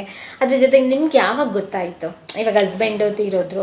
ಅವ್ರು ತೀರಿಂದ 1 ವರ್ಷ ಆಗಿಂದ ಗೊತ್ತಾತ್ರಿ ನಂಗೆ. ಅಂದ್ರೆ ನಾವು ಫಸ್ಟ್ ಸೌದತ್ತಿ ತಗೋತಿದ್ದೆ ರೀ ಗುಳಿಗಿನ. ಟ್ಯಾಬ್ಲೆಟ್ ತಗೋಕ್ಕಿಂತ ಪೈಲನ ಗೊತ್ತಾಯ್ತು ನನಗೆ ನಾನು ಅನ್ಕೊಂಡೆ ಹೆಂಗಿದ್ರು ಅವ್ರು ಹೋಗಿದಾರ, ನಮ್ಮಪ್ಪ ನಮಗೋಸ್ಕರನಾರ ಬದುಕಬೇಕಲ್ಲ ನಾವು ಅಂತಂದು ನನಗೆ ನಾನು ಅನ್ಕೊಂಡು ಗುಳಿಗೆ ಸ್ಟಾರ್ಟ್ ಮಾಡಿದ್ವಿ. ಗುಳಿಗೆ ಸ್ಟಾರ್ಟ್ ಆಗಿಂದ ದಿದ್ಯಾರ್ದ ಪರಿಚಯ ಆತ, ಆಗಿಂದ ಇಲ್ಲಿ ಕಡೆ ಬಂದ್ಬಿಟ್ಟೆ. ಇಲ್ಲಿ ಎಲ್ರಿಗೂ ರುಚಿಯಾಗಿ ಆರಾಮಾಗಿ ಮಾಡ್ಕೊಂಡು ಇನ್ನೂ 100 ವರ್ಷ ಹೀಗೆ ಇರಿ, ಖುಷಿಯಾಗಿರಿ, ಅಳ್ಬಾರ್ದು ನೀವು. ಓಕೆನಾ? Thank you Premamma. ಮಕ್ಕಳು ಮಾತಾಡ್ತಾರೆ. ಶಿವಲೀಲಾ ಇಲ್ಲೇ ಬಂದೆ. ಹಾಂ ಬಾ. ಸೊ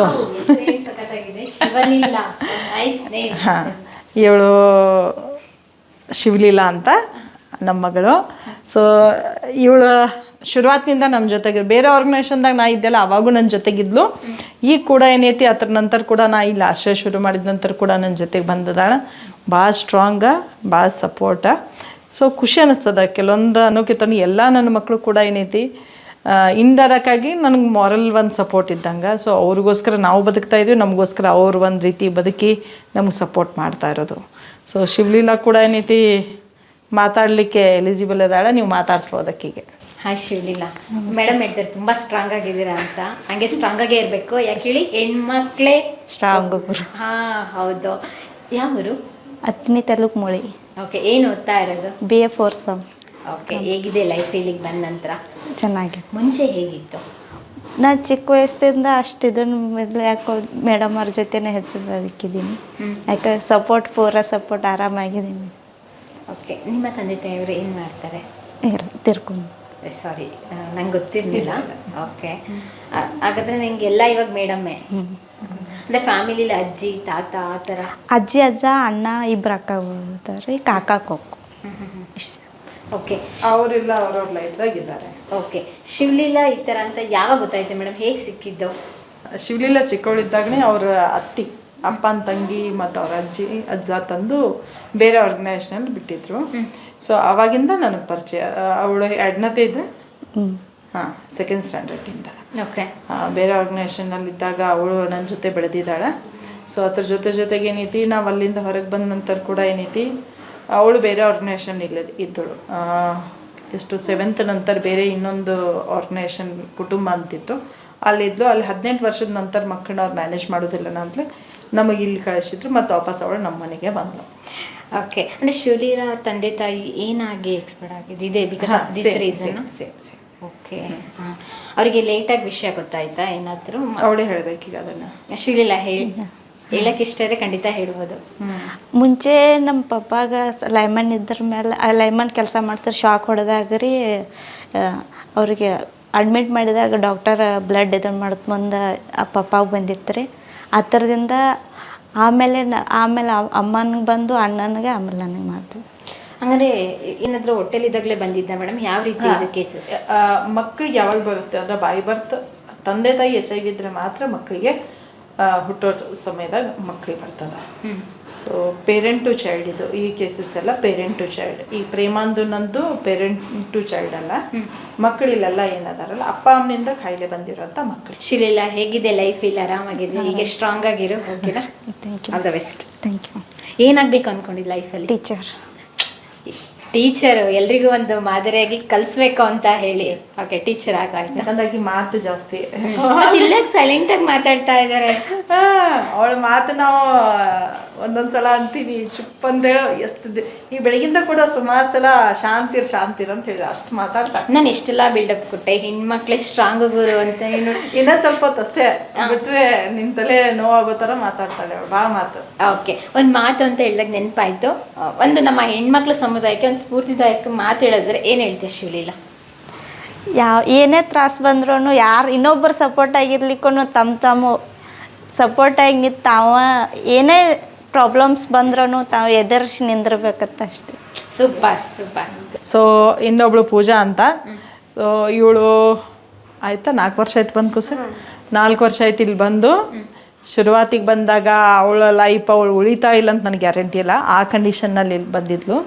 ಸೊ ಬಂದ ನಂತರ ಏನೈತಿ ಸೆಲ್ಫ್ ಮೋಟಿವೇಟೆಡ್, ನಮ್ಮ ಕೌನ್ಸ್ಲಿಂಗ್ನಿಂದ ಸೆಲ್ಫ್ ಮೋಟಿವೇಟೆಡ್ ಆಗಿ ನಾ ಬದುಕಬೇಕನ್ನುವಂಥ ಒಂದು ಪ್ರಯತ್ನದಿಂದ ಇವತ್ತು ಇನ್ನೂ ಜೀವಂತಿದ್ದಾಳೆ. ಫಸ್ಟ್ ಮೀನ್ ಗ್ರೇಟ್, ಆಕೆ ಒಂದು ವಿಲ್ ಪವರ್ ಸ್ಟ್ರಾಂಗ್ ಅದ. ಅದ್ರ ಜೊತೆಗೆ ಏನೈತಿ ಎಜುಕೇಷನು ಕಂಟಿನ್ಯೂ ಮಾಡ್ತಾ ಇದ್ದಾಳೆ ಮತ್ತು ನಮ್ಮಲ್ಲಿ ಇಲ್ಲಿ ಅಡ್ಮಿನಿಸ್ಟ್ರೇಟಿವ್ ಆಗಿ ವರ್ಕ್ ಮಾಡ್ತಾ ಇದ್ದಾಳೆ. ತುಂಬ ಜನ ನಿನ್ನ ಹೆಸರು ಇಟ್ಕೊಂಡಿದ್ದಾರೆ ಸಿನಿಮಾ ಇಂಡಸ್ಟ್ರಿಯಲ್ಲಿ, ಪೂಜಾ ಗಾಂಧಿ, ಪೂಜಾ ಹೆಗ್ಡೆ ಎಲ್ಲ ಸೂಪರ್ ಇತ್ತು ಹೀರೋಯಿನ್ಗಳೇ ಅವರೆಲ್ಲ. ಹೇಗಿದೆ ಲೈಫ್ ಪೂಜಾದು? ಮೊದ್ಲಿನ್ಕಿಂತನೂ ಈಗ ಬೆಟರ್. ಓಕೆ, ಯಾವ ಊರು ಪೂಜಾದು? ನಂದು ಜಮಖಂಡಿ ಸೈಡ್ ರಬ್ಕವಿ ಅಂತ. ಅಲ್ಲಿಂದ ಎಲ್ಲಿಗೆ ಬಂದಿದ್ದೆ? ಹೇಗೆ ನಿಮ್ಮ ತಂದೆ ತಾಯಿಯರು ಏನು ಮಾಡ್ತಾರೆ? ಏನಾಯಿತು ನಿಮ್ಮ ಲೈಫಲ್ಲಿ? ನಮ್ಮ ತಂದೆ ತಾಯಿ ಈಗ ತೀರ್ಕೊಂಡಿದ್ದಾರೆ, ನನ್ನ ಜೋಡ ಇಲ್ಲ. ಮತ್ತು ನಾ ಅಲ್ಲಿಂದ ಬರೋಕೆ HIV ಐತೆ ಅಂತೇಳಿ ಮನೆ ಬಿಟ್ಟು ಹೊರಗೆ ಹಾಕಿದ್ರು. ಯಾರು? ರಿಲೇಟಿವ್ಸ್. ಓಕೆ, ನಿಮ್ಮ ತಂದೆ ತಾಯಿ ಎಷ್ಟನೇ ವಯಸ್ಸಿಗೆ ತೀರ್ಕೊಂಡ್ರು? ನೀನು ಎಷ್ಟು ವರ್ಷ ಇತ್ತು ನಿನಗೆ ನೆನಪಿದೆಯಾ? ಹಾಂ, ಎಷ್ಟು ವರ್ಷ ಆಗಿತ್ತು ನಿನಗೆ ಅವಾಗ? ಒಂದು 18 ಅದು ಆಗಿತ್ತು. ಓ, 18 ವರ್ಷ ಆದಮೇಲೆ. ಓಕೆ, ತಂದೆ ತಾಯಿ ಏನಕ್ಕೆ ತೀರ್ಕೊಂಡ್ರು? HIV ಇಂದನೇ ತೀರ್ಕೊಂಡಿದ್ರು. ಓಕೆ, ಅವ್ರ ಟ್ಯಾಬ್ಲೆಟ್ ಅದು ತಗೋತಿದ್ದಿಲ್ಲ, ಅದಕ್ಕೆ ತೀರ್ಕೊಂಡ್ರು. ಅಂದರೆ ಅಪ್ಪ ಅಮ್ಮಂಗೆ ಇದೆ ಅಂತ ನಿನಗೆ ಗೊತ್ತಿತ್ತಾ? ಅಪ್ಪ ಅಮ್ಮಂಗೆ ಐತತೆ ನನಗೂ ಗೊತ್ತಿದ್ದಿಲ್ಲ ರೀ. ಅವ್ರಿಗೆ ಹಾಸ್ಪಿಟಲ್ಗೆ ಹೋಗಿ ಕೇಳೋಣ, ನಾನು ಹೋಗಿ ಕೇಳೋಣ ಹಿಂಗೈತಿ ಅವರಿಂದ ನಿನಗೂ ಬಂದೈತೆ ಅನ್ನೋಣ ನಂಗೆ ಗೊತ್ತಾಯ್ತು. ನಿಂಗೆ ಯಾವಾಗ ಗೊತ್ತಾಗಿದ್ದು? ಅದು ಅವಾಗ ಹೋಗಿ ಕೇಳೋಣ ಗೊತ್ತಾಯ್ತು. ಯಾವಾಗ ಅಂದರೆ ನಿಂಗೆ ಏನಾದರೂ ಡಿಸೀಸಸ್ ಏನಾದರೂ ಲಕ್ಷಣಗಳು ಏನಾದ್ರು ಕಾಣಿಸ್ತಾ, ಅಥವಾ ನಿಮ್ಮ ತಂದೆ ತಾಯಿ ಎಕ್ಸ್ಪರ್ಟ್ ಆಗಲಿ ಅವಾಗ ಹೋಗಿ ಕೇಳಿದ್ದೆ ಏನು? ಟ್ಯಾಬ್ಲೆಟ್ ತಗೋತಿದ್ನಿ, ಬಟ್ ಅದು ನನಗೆ ಯಾವ ಟ್ಯಾಬ್ಲೆಟ್ ಅದೇ ಗೊತ್ತಿದ್ದಿಲ್ಲ ರೀ. ಟ್ಯಾಬ್ಲೆಟ್ ಯಾರು ಕೊಟ್ಟಿದ್ದು? ಹಾಸ್ಪಿಟಲ್ನಿಂದನ ಮಮ್ಮಿ ತೊಗೊಂಬರ್ತಿದ್ದಾರೆ ಮನೆಗೆ. ಆದ್ರೆ ಅವರು ಹೇಳಿದ್ದಿಲ್ಲ ಯಾವ ಟ್ಯಾಬ್ಲೆಟ್ ಬಟ್ ತಗೋಬೇಕು, ನಿಂಗೆ ಆರಾಮಿರ್ಬೇಕಂದ್ರೆ ತಗೋಬೇಕು ಅಂತ ಹೇಳಿದ್ರು. ಬಟ್ ಅದನ್ನ ತಗೋತಿದ್ದಿಲ್ಲ, ತಂದು ಹಂಗೆ ಇಡ್ತಿದ್ನಿ. ಆಮೇಲೆ ಅವ್ರು ಎಕ್ಸ್ಪೈರ್ ಆಗೋಣ ಹೋಗಿ ಕೇಳಿ ಹಿಂಗೆ ಆತ್ರಿ ಮತ್ತು ಹಾಂ ನಿಮ್ಮ ಮಮ್ಮಿಗೆ HIV ಇತ್ತು, ಅವ್ರು ಹಿಂಗೆ ತೀರ್ಕೊಂಡ್ರು, ಆಮೇಲೆ ಅವರಿಂದ ನಿನ್ಗೆ ಬಂದೈತಿ ಈ ಟ್ಯಾಬ್ಲೆಟ್ ಕಂಟಿನ್ಯೂ ಮಾಡು ಅಂತ ಹೇಳಿ. ಓಕೆ, ಅದಾದ ನಂತರ ನಿಮಗೆ 18+ ಆಗಿದೆ, ನಿಮಗೆ ಒಂದು ಇಂಡಿಪೆಂಡೆನ್ಸ್ ಲೈಫ್ ಕಟ್ಕೊಡೋ ಅಂಥ ವಯಸ್ಸದು. ಆದರೂ ನಿಮ್ಮ ರಿಲೇಟಿವ್ಸ್ ಯಾಕೆ ನಿಮ್ಮ ಮನೆಯಿಂದ ಹೊರಗಡೆ ಹಾಕಿದ್ರು? ನಿಮಗೆ ಸಪೋರ್ಟಿವ್ ಆಗಿ ಯಾರು ನಿಮ್ಮ ಅಜ್ಜ ಅಜ್ಜಿ ಅಥವಾ ನಿಮ್ಮ ಮಾವ ಆ ಥರ ಯಾರಾದರೂ ಇದ್ರಾ ಅಥವಾ ಯಾರು ಇರ್ನಿಲ್ವಾ? ಇನ್ನ ತಕ್ಕ ಯಾರಿಲ್ರಿ. ಓಕೆ, ಅಪ್ಪ ಅಮ್ಮ ಇಬ್ಬರೇ? ಹಾಂ, ಅಪ್ಪ ಅಮ್ಮ ಇದ್ದರು. ಬಟ್ ಅವರು ನನಗೆ ಹೇಳೋಣ ಮನೆಯೊಳಗೆ ಇನ್ನ ತಕ್ಕ ಹೆಂಗೆ ಬಂದೈತಿ HIV ಅತ್ತೆ ಇನ್ನ ತಕ್ಕ ಯಾರಿಗೂ ಗೊತ್ತಿಲ್ಲ. ಅಪ್ಪ ಅಮ್ಮಂಗೆ ಎಷ್ಟು ಜನ ಮಕ್ಕಳು? 3 ಜನ ಅದೀವ್ರಿ. 3 ಮಂದಿ ಸಿಸ್ಟರ್ಸ್. ಓಕೆ, ಅವರೆಲ್ಲ ಆರಾಮಾಗಿದ್ದಾರೆ? ಹಾಂ, ಅವರಿಬ್ರು ಆರಾಮದಾರ. ಅವ್ರ ರಿಲೇಟಿವ್ಸ ನೋಡ್ಕೋತಿದ್ದಾರೆ. ಅವ್ರಿಗೇನು ಪ್ರಾಬ್ಲಮ್ ಇಲ್ಲ? ಏನಿಲ್ಲ. ಓಕೆ, ಮನೆಯಿಂದ ಹೊರಗಡೆ ಹಾಕ್ಬಿಟ್ರೆ ಸೀದನ್ ಏನಂತ ಹೇಳಿದರು? ಅಂದರೆ ನೀನು ಮೆಚೂರ್ಡ್ ಏಜ್ ಅಲ್ಲ ಇದು, ಚಿಕ್ಕ ಹುಡುಗಿ ಅಲ್ಲ ನೀನು, 18+ ಆಗಿದೆ ಅಂತೇಳಿ ನೀನು ಅವ್ರಿಗೆ ಅಪೋಸಿಟ್ ಮಾತಾಡ್ಬೋದಿತ್ತು. ನಮ್ಮಯಿಂದ ಯಾಕೆ ಹೊರಗಡೆ ಆಗ್ತೀರಾ ಅಂತ ನೀನು ಆ ಥರ ಏನು ಕೇಳಲಿಲ್ವಾ? ಯಾಕೆಂದ್ರೆ ನಿಂಗೆ ರೈಟ್ಸ್ ಇದೆ, ನೀನು ಎಲ್ಲ ಕಡೆ ಬದುಕ್ಬೋದು. ಇಲ್ಲೂ ಚೆನ್ನಾಗಿದೆ ಗೊತ್ತಾಯ್ತು ಹೇಳಿದ್ದು. ಅಂದರೆ ನನಗೆ ಆ ಮನೆಯಿಂದ ಹೊರಗಡೆ ಹಾಕಿದ್ರು ಅಂತ ಹೇಳಿದ್ರಲ್ಲ, ಅದು ನನಗೆ ತಡ್ಕೊಳಕ್ಕೆ ಆಗ್ತಾ ಇಲ್ಲ ಮೇಡಮ್. ಇಲ್ಲ, ಅದಕ್ಕೆ ರೀಸನ್ ಕೆಲವೊಂದು ಏನಾಗಿಬಿಡ್ತದ, ವಯಸ್ಸಿಗೆ ಬಂದು ಇರುವಂಥ ಒಂದು ಹೆಣ್ಮಕ್ಳ ಬಗ್ಗೆ ಏನೈತಿ ಮನೆಯವ್ರು ಯಾವಾಗ ತಪ್ಪು ಕಲ್ಪನೆ ಅಥವಾ ಅವ್ರಿಗೆ ಸಪೋರ್ಟ್ ಮಾಡದಿದ್ದಾಗ ಕೆಲವೊಂದ್ಸಲ ಮಕ್ಳು ಏನೈತಿ ಅಲ್ಲಿ ಒಂದು ರೀತಿ ಚಾಲೆಂಜಿಂಗ್ ಟಾಸ್ಕ್ ಅವ್ರಿಗೆ. ಹಾರ್ಮೋನ್ ಇಂಬ್ಯಾಲೆನ್ಸ್ ಆಗೋದು, ಅಪೋಸಿಟ್ ಜೆಂಡರ್ ಅಟ್ರಾಕ್ಷನ್ ಆಗೋದು ಈ ಏಜ್ನಲ್ಲೇನ ಆಗೋದು. ಒಂದ್ಸಲ ಏನಾಗ್ಯದ ಅಂದ್ರೆ ನಾವು ತಿದ್ದುವಂಥ ಪ್ರಯತ್ನ ಮನೆಯವ್ರಿಗೆ ಮಾಡ್ಬೇಕಾಗ್ತದ, ದೆನ್ ಅದನ್ನ ಚೇಂಜ್ ಮಾಡೋಕ್ಕೆ ಸಾಧ್ಯ ಇದೆ. ಬಟ್ ಮಾಡದೇ ಇದ್ದಾಗ ಏನಾಗ್ತದ, ಎಲ್ಲ ಬ್ಲೇಮ್ ಬಂದ್ಬಿಟ್ಟು ಈ ವಯಸ್ಸಿಗೆ ಬಂದಿರೋಂಥ ಹೆಣ್ಮಕ್ಳ ಮೇಲೆ ಹಾಕಿದ್ರೆ ದೆನ್ ಅವರು ಸುಧಾರಿಸ್ಕೋತೇನೆ ಅಥವಾ ಇನ್ನು ಮಾಡೋದಿಲ್ಲ ಅಂತ ಹೇಳೋದಾದ್ರು ಯಾರಿಗೆ. ಆ ಸಿಚುವೇಶನ್ದಾಗ ಏನಾಗಿಬಿಡ್ತದ, ಸಡನ್ನಾಗಿ ಹಿರಿಯರಾದವರ ನಿರ್ಧಾರ ತೊಗೊಂಡಾಗ ಈ ರೀತಿ ಪ್ರಾಬ್ಲಮ್ ಫೇಸ್ ಮಾಡಬೇಕಾಗ್ತದ. ಓಕೆ, ಅಲ್ಲಿಂದ ಎಲ್ಲಿಗೆ ಕ್ಷೇಮವಾಗಿದ್ದಾರೆ? ಏನು ಓದ್ತಾ ಇರೋದು? ನಾ ಈಗ BA ಓದುತ್ತಿದ್ದೀನಿ. ಓಕೆ, ಏನು ಡ್ರೀಮ್ ಇದೆ ಲೈಫಲ್ಲಿ? ಪೊಲೀಸ್ ಆಗಬೇಕಂತೆ. ಎಲ್ಲ ನಿಂಗೆ ಸಲೀಟ್ ಹೊಡಿಬೇಕಂತ ನಾನೇ ಇವಾಗಲೂ ಸಲೀಟ್ ಹೊಡಿತಾ ಇದ್ದೀನಿ. ಆದಷ್ಟು ಬೇಗ ಪೊಲೀಸ್ ಜಾಬ್ ತಗೊಳ್ಳಿ. Thanks. All the best. Thank you. ಬರ್ರಿ ಎಲ್ಲರೂ. ತೈಸೀನ್, ದಾನೇಶ್ವರಿ,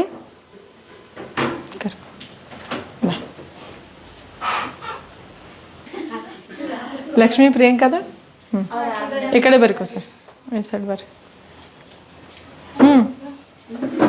ಸರಿ, ಇನ್ನೊಂದು 3-4 ಜನ ಇಲ್ಲ. ಸೊ ಇದು ನಮ್ಮ ಮಕ್ಕಳು. ಸೊ ಪರಿಚಯ ಮಾಡ್ಕೊಂಡು ಬಿಡ್ರಿ ಕೋಸ ನೀವು ಅಕ್ಕ. ನನ್ನ ಹೆಸರು ಪ್ರಿಯಾಂಕಾ ಅಂತ, ನಾನೆಲ್ಲೇ ಬೆಳಗಾವಿನಿಂದ ಇರ್ತೀನಿ. ಓಕೆ ಪ್ರಿಯಾಂಕಾ. ನನ್ನ ಹೆಸರು ಸುಷ್ಮಿತಾ, BA ಸೆಕೆಂಡ್ ಇಯರ್ ಓದತ್ತೆ. ನನ್ನ ಹೆಸರು ದಾನೇಶ್ವರಿ BS ನನ್ನ ಹೆಸರು ಅಂಜಲಿ ಚಿಕ್ಕಮಂಗ್ಳೂರು. ನಮಿತಾ CS ಮಾಡ್ತೀನಿ. ತೈಸಿನ್ BCom ಸೆಕೆಂಡ್ ಇಯರ್. ನನ್ನ ಹೆಸರು ರಕ್ಷಿತಾ, ನಾನು B.Ed ಮಾಡ್ತೀನಿ. ನನ್ನ ಹೆಸರು ಪ್ರಿಯಾ, BA ಫೈನಲ್. ನನ್ನ ಹೆಸರು ಲಕ್ಷ್ಮಿ, ನಾನು ಸೆಕೆಂಡ್ ಇಯರ್ ಮಾಡ್ತೀನಿ. ನನ್ನ ಹೆಸರು ಲತಾ ಸ್ಟಿಚಿಂಗ್.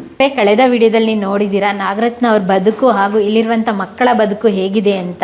ಅದ್ರ ಜೊತೆಗೆ ಇವಾಗಲೂ ಕೂಡ ನಮ್ಮ ಸಮಾಜದಲ್ಲಿ HIV ಸೋಂಕಿತರಿಗಾಗಿರ್ಬೋದು, ಏಡ್ಸ್ಗೆ ಮಾರಣಾಂತಿಕ ಕಾಯಿಲೆಗೆ ಒಳಗಾಗಿದ್ದಂಥವ್ರನ್ನ ನೋಡೋರ ರೀತಿನೇ ಒಂದು ರೀತಿ ಚೇಂಜ್ ಇದೆ. ಆ ಮನಸ್ಥಿತಿ ಬದಲಾಗಬೇಕು.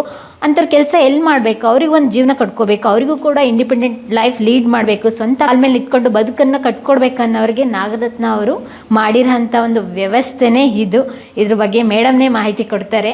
ನಿಮಗೆ ಆಲ್ರೆಡಿ ಇದೊಂದು ವೀಡಿಯೋಸ್ ನೋಡಿದರೆ, ಒಂದು ಫೋಟೋಸ್ ನೋಡಿದರೆ ಗೊತ್ತಾಗ್ತದೆ ಏನು ಮಾಡ್ತಿದ್ರೆ ಎಲ್ಲಿರೋ ಅಂಥ ಹುಡುಗಿರು ಅಂತ. ಮೇಡಮ್ ಇದ್ರ ಬಗ್ಗೆ ನೀವು ಎಕ್ಸ್ಪ್ಲೇನ್ ಮಾಡಬೇಕು. ನಮಸ್ಕಾರ ಎಲ್ಲರಿಗೂ. ಸೊ ಮುಂಚೆ ಎಪಿಸೋಡ್ನಲ್ಲಿ ನೋಡಿದರೆ ಆಶ್ರಯ ಕೇರ್ ಹೋಮ್, ಅಲ್ಲಿ ಮಕ್ಕಳು ಇರೋವಂಥ ವ್ಯವಸ್ಥೆ, ಅಲ್ಲಿ ಒಂದು ನಡೀತಾ ಇರೋವಂಥ ಕಾರ್ಯಚಟುವಟಿಕೆಗಳು, ಅವ್ರು ಇರೋವಂಥದ್ದು ಒಂದು ಮನೆ ಆಯಿತು, ಕಿಚನ್ ಆಯಿತು, ಪ್ರತಿಯೊಂದು ಅಲ್ಲಿ ಸ್ಟ್ರಕ್ಚರ್ ನೋಡಿದ್ರಿ. ಇಲ್ಲಿ ಈಗ ನಾವು ಸಪ್ರೇಟಾಗಿ ಅವ್ರಿಗೊಂದು ಎಂಪವರ್ಮೆಂಟ್ ಮಾಡೋಗೋಸ್ಕರ ಅವ್ರ ಸಬಲೀಕರಣ ಆಗಬೇಕು. ಅವರು ಕೂಡ ಏನೈತಿ ಹೊರಗಡೆ ದುಡಿಲಿಕ್ಕೆ ಹೋಗ್ಲಿಕ್ಕೆ ಆಗದೆ ಇದ್ದರೂ ಕೂಡ ಅವ್ರಿಗೆ ಇಲ್ಲೇ ಒಂದು ವರ್ಕನ್ನು ಕೊಟ್ಟು ಒಂದು ಸಪೋರ್ಟ್ ಮಾಡುವಂಥ ಕೆಲಸನ ನಾವು ಮಾಡ್ತಾ ಇರೋದು. ಇಲ್ಲಿ ಬಂದುಬಿಟ್ಟು ಅನೇಕ ರೀತಿಯಾದಂಥ ಬಟ್ಟೆ ಬ್ಯಾಗನ್ನು ನಾವು ರೆಡಿ ಮಾಡ್ತೀವಿ. ಈ ಒಂದು ಬ್ಯಾಗ್ ಈಗ ಸದ್ಯ ಬೇರೆ ಒಂದು ಪರಿಚಯದ ಆರ್ಗನೈಸೇಷನಿಂದ ಆರ್ಡ್ರ್ ಬಂದಿರೋದು. ಸೊ ಒಂದು ಇಂಟರ್ನ್ಯಾಷನಲ್ ಲೆವೆಲ್ ಕಾನ್ಫರೆನ್ಸ್ಗೋಸ್ಕರ ಇದು ಬ್ಯಾಗ್ ಅವ್ರು ಯೂಸ್ ಮಾಡ್ತಾ ಇದ್ದಾರೆ, ಆರ್ಡ್ರ್ ಅದ. ಸೊ ಅದ್ರ ಜೊತೆಗೆ ಹೇಳ್ಬೇಕಂದ್ರೆ ನಿನ್ನೆ ಮಾತಾಡಿದ್ವಿ ನಾವು ಇಂಟರ್ವ್ಯೂ ಟೈಮ್ದಲ್ಲಿ. ಮ್ಯಾರೇಜ್ಗೋಸ್ಕರ ಕೆಲವೊಬ್ರು ಉಡಿ ತುಂಬಲಿಕ್ಕೆ ಅಥವಾ ಕೊನೆಗೆ ರಿಟರ್ನ್ ಗಿಫ್ಟ್ ಕೊಡಲಿಕ್ಕೆ ಕಾಟನ್ ಬ್ಯಾಗ್ಸ್ ಬೇಕಾಗ್ತದೆ. ಸೊ ಆ ರೀತಿಯಾದಂಥ ಬ್ಯಾಗ್ಸ್ ಇಲ್ಲಿ ಅವರು 1,000 ಆರ್ಡ್ರ್ ಇದೆ, ಇನ್ನೂ ಮಾಡ್ತಾ ಇದ್ದಾರೆ. ಅದಕ್ಕೆ ಅಂತ ಹೇಳಿದ್ರೆ ನಮ್ಮ ದಕ್ಷಿಣ ಕರ್ನಾಟಕ ಭಾಗದಲ್ಲಿ ಮಡ್ಲಕ್ಕಿ ಅಂತ ಹೇಳ್ತೀವಿ, ಕರ್ನಾಟಕದ ಭಾಗದಲ್ಲಿ ಉಡಿ ಅಂತ ಹೇಳ್ತಾರೆ. ತಾಂಬೂಲನ ಕೊಡ್ಲಿಕ್ಕೆ, ಎಸ್, ತಾಂಬೂಲ ಕೊಡಲಿಕ್ಕೆ ಅಥವಾ ರಿಟರ್ನ್ ಗಿಫ್ಟ್ ಕೊಡಲಿಕ್ಕೆ ಈ ರೀತಿಯಾದಂಥ ಒಂದು ಬ್ಯಾಗ್ಸ್. ಅದ್ರ ಜೊತೆಗೆ ಇಲ್ಲಿ ಹತ್ತಿರ ಇರುವಂಥ ಒಂದು ನಿಡ್ಸೋಸಿ ಮಠ ಕೂಡ ಏನೈತಿ ರೆಗ್ಯುಲರ್ ಆಗಿ ಅಲ್ಲಿ ಬರುವಂಥ ಭಕ್ತಾದಿಗಳಿಗೆ ಪ್ರಸಾದ ಹಾಕಲಿಕ್ಕೂ ಕೂಡ ಈ ರೀತಿಯಾದಂಥ ಕಾಟನ್ ಬ್ಯಾಗ್, ಯಾಕಂದರೆ ಪ್ಲಾಸ್ಟಿಕ್ ಮುಕ್ತ ಒಂದು ಸ್ಥಳ ಮಾಡ್ಬೇಕನ್ನುವಂಥ ಅವ್ರ ಪ್ರಯತ್ನದಿಂದ ಏನೈತಿ ಬ್ಯಾಗ್ಸನ್ನು ಅವರು ತಮ್ಮ ಭಕ್ತಾದಿಗಳಿಗೆ ಒಳ್ಳೆ ಕ್ವಾಲಿಟಿ ಬ್ಯಾಗ್ಸ್, ಎಕ್ಸಾಂಪಲ್ ಹೇಳಬೇಕಂದ್ರೆ ಈ ಕ್ವಾಲಿಟಿ ಮಿನಿಮಮ್ ಒಂದು 2 ರಿಂದ 3 ವರ್ಷ ಇದಕ್ಕೇನೂ ಆಗೋದಿಲ್ಲ, ಚೆನ್ನಾಗಿರೋ ಕ್ವಾಲಿಟಿ ಅದ. ಸೊ ಈ ಕ್ವಾಲಿಟಿ ಬ್ಯಾಗನ್ನು ಭಕ್ತಾದಿಗಳಿಗೆ ಕೊಡ್ತಾ ಇರೋದು, ಪ್ಯೂರ್ ಕಾಟನ್. ಹೌದು.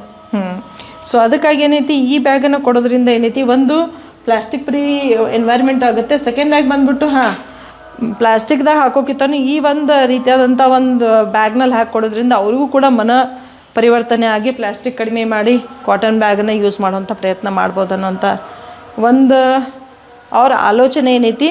ನಮ್ಮ ಹೆಣ್ಮಕ್ಳಿಗೂ ಒಂದು ಉದ್ಯೋಗ ಕಟ್ಟದ ಮತ್ತು ಜನರಿಗೆ ಕೂಡ ಒಂದು ಯೂಸ್ ಆಗುವಂಥ ಮೆಸೇಜನ್ನು ಕೊಡ್ತಾ ಇದ್ದಾರೆ ಅಂತ ಹೇಳ್ಬೋದು. ಓಕೆ, ಈ ಥರ ಟ್ರೈನಿಂಗ್ ಸೆಂಟರ್ನ ಪ್ರಾರಂಭ ಮಾಡಿ ಎಷ್ಟು ದಿನ ಆಯಿತು ನೀವು? ಇದು ಶುರು ಮಾಡಿ ಆಶ್ರಯ ಶುರುವಾಗಿ ಸ್ವಲ್ಪ ದಿನದ ನಂತರನೇ ಶುರು ಆಗಿರೋದು. ಬಟ್ ಅಲ್ಲಿ ತುಂಬ ಅಡಚಣೆ ಆಗ್ತಾ ಇರೋದ್ರಿಂದ ಏನೈತಿ ಈಗ ಶುರು ಮಾಡಿ ಒಂದು 10-12 ದಿನ ಅಷ್ಟೇ ಇಲ್ಲಿ ನಾವು ಶಿಫ್ಟ್ ಮಾಡಿರೋದು. ಓಕೆ, ಯಾವೆಲ್ಲ ವೆರೈಟಿ ಬ್ಯಾಗ್ ಮಾಡ್ತಾರೆ ಇಲ್ಲಿರುವಂಥ ಮಕ್ಕಳು? ಇಲ್ಲಿ ಬಂದುಬಿಟ್ಟು ಮುಖ್ಯವಾಗಿ ಹೇಳ್ಬೇಕಂದ್ರೆ ಖನದ ಬಟ್ಟೆಯಿಂದ ವಸ್ತು ರೆಡಿ ಆಗ್ತಾ ಇರೋದು. ಇದು ಆರ್ಡ್ರ್ ಇರ್ತದೆ. ಈಗ ಎಕ್ಸಾಂಪಲ್ ಶ್ರಾವಣ ಶುಕ್ರವಾರ ಈ ರೀತಿ ಹೆಣ್ಮಕ್ಳದ್ದು ಏನೋ ಒಂದು ಫಂಕ್ಷನ್ ಇತ್ತಂದ್ರೆ ಅವ್ರು ರಿಟರ್ನ್ ಆಗಿ ಬ್ಲೌಸ್ ಪೀಸ್ ಎಲ್ಲ ಕೊಟ್ಟರೆ ಯಾರೂ ಹೊಲಿಸ್ಕೊಳ್ಳೋದಿಲ್ಲ, ಸಾಡಿ ಕೊಟ್ಟರೆ ಕೆಲವೊಬ್ರು ಯೂಸ್ ಮಾಡೋದಿಲ್ಲ. ಅದಕ್ಕಿಂತ ಬೆಟರ್ ಅಂದರೆ ಏನೈತಿ ಈ ರೀತಿಯಾದಂಥ ರಿಟರ್ನ್ ಗಿಫ್ಟ್ ಆಗಿ ಪರ್ಸಸ್ ಕೊಟ್ಟರೆ ಯೂಸ್ ಮಾಡ್ತಾರೆ ಅನ್ನೋ ಎಸ್, ರೌಕೆ ಕಣದಿಂದ ಆ ರೀತಿ ಪರ್ಸಸ್ ಅದ. ಈ ರೀತಿ ಸ್ಲಿಂಗ್ ಬ್ಯಾಗ್ಸ್ ಅಂತಂತಾರೆ. ಈ ಮೊಬೈಲ್ ಹಾಕ್ಲಿಕ್ಕೆ ಇಲ್ಲಿ ಮೊಬೈಲ್ ಇಡ್ಬೋದು, ಇಲ್ಲಿ ದುಡ್ಡು ಕೂಡ ಇಡ್ಬೋದು. ಈ ರೀತಿ ಹೊಸ ಟ್ರೆಂಡ್ ಆಯ್ತಲ್ಲ ಮೇಡಮ್, ಹಳೆ ಕಾಲದಲ್ಲಿ ಅಜ್ಜಿಯವರು ಎನ್ನಡಿಕೆ ಹಾಕಿ ಇಟ್ಕೊಳ್ತಾ ಇದ್ವಿ ಬ್ಯಾಗ್, ಮತ್ತೆ ಅದೇ ಮರುಕಳಿಸಿದೆ ನೋಡಿ. ಎಸ್, ಆ ರೀತಿಯಾಗಿ ಅದೇ ರೀತಿ ನಮಗೊಬ್ಬರು ಡೋನರ್ ಇದ್ದಾರೆ, ಕೃಷ್ಣ ಡೆಕೋರ್ಸ್ ಅಂತ. ಮೀನ್ಸ್ ಅವರು ಕರ್ಟನದ್ದು ಒಂದು ಬಿಸ್ನೆಸ್ ಅದ. ಅವರು ತಮ್ಮಲ್ಲಿ ಕರ್ಟನ್ ಬಟ್ಟೆ ಬಂದಾಗ ಏನು ಕ್ಯಾಟ್ಲಾಗ್ಸ್ ಯೂಸ್ ಮಾಡ್ತಾರಲ್ಲ, ಅದು ಬಟ್ಟೆ ತೀರಿದ ನಂತರ ಕ್ಯಾಟ್ಲಾಗ್ಸ್ ಅವ್ರಿಗೆ ರೀಯೂಸ್ ಆಗಲ್ಲ. ಆ ಬಟ್ಟೆನ ನಮಗೆ ಹೊಸದೇನೆ ಬಟ್ಟೆ ಕೊಡ್ತಾರೆ. ಆ ರೀತಿ ಬಟ್ಟೆಯಿಂದ ನಾವು ಈ ರೀತಿಯಾದಂಥ ವಸ್ತು ರೆಡಿ ಮಾಡ್ತೀವಿ. ಇದು ಕೂಡ ಈ ರೀತಿಯಾದಂಥ ಸುಪೀರಿಯರ್ ಬಟ್ಟೆ ವಾಪಸ್ ಎಲ್ಲೂ ಸಿಗಲ್ಲ ನಮಗೆ. Best quality. ಎಸ್, ಎಕ್ಸಾಂಪಲ್ ಹೇಳಬೇಕಂದ್ರೆ ಈ ರೀತಿ ಕೂಡ ಈಗ ಎಷ್ಟು ಥಿಕ್ನೆಸ್ ಇದೆ ಅಂದರೆ ಇದು ನಿಮ್ಗೆ ಈ ರೀತಿ ಮಾರ್ಕೆಟ್ನಲ್ಲಿ ಹೋದರೆ ವಾಪಸ್ ಇಲ್ಲಿ ಜಸ್ಟ್ ಒಳಗಡೆ ಫೀಲ್ ಮಾಡ್ತಾರೆ, ನಿಮ್ಗೆ ಗೊತ್ತಾಗತ್ತೆ. ತುಂಬ ಒಳ್ಳೆ ಕ್ವಾಲಿಟಿ ಬಟ್ಟೆ ಅದು. ಸೊ ಇದು ಬಂದುಬಿಟ್ಟು ಟ್ರಾವೆಲ್ ಕಿಟ್ ಅಂತ. ಈಗ ಹೆಣ್ಮಕ್ಳಾಗಲಿ ಗಂಡು ಮಕ್ಕಳಾಗಲಿ ಟ್ರಾವೆಲ್ ಮಾಡ್ತಾ ಏನೈತಿ ಎಲ್ಲ ವಸ್ತು ಒಂದ್ರಾಗ ಹಾಕೋಕ್ಕಿಂತ ಈ ಥರ ಕಂಪಾರ್ಟ್ಮೆಂಟ್ ಮಾಡಿಸಿದ್ದಾರೆ.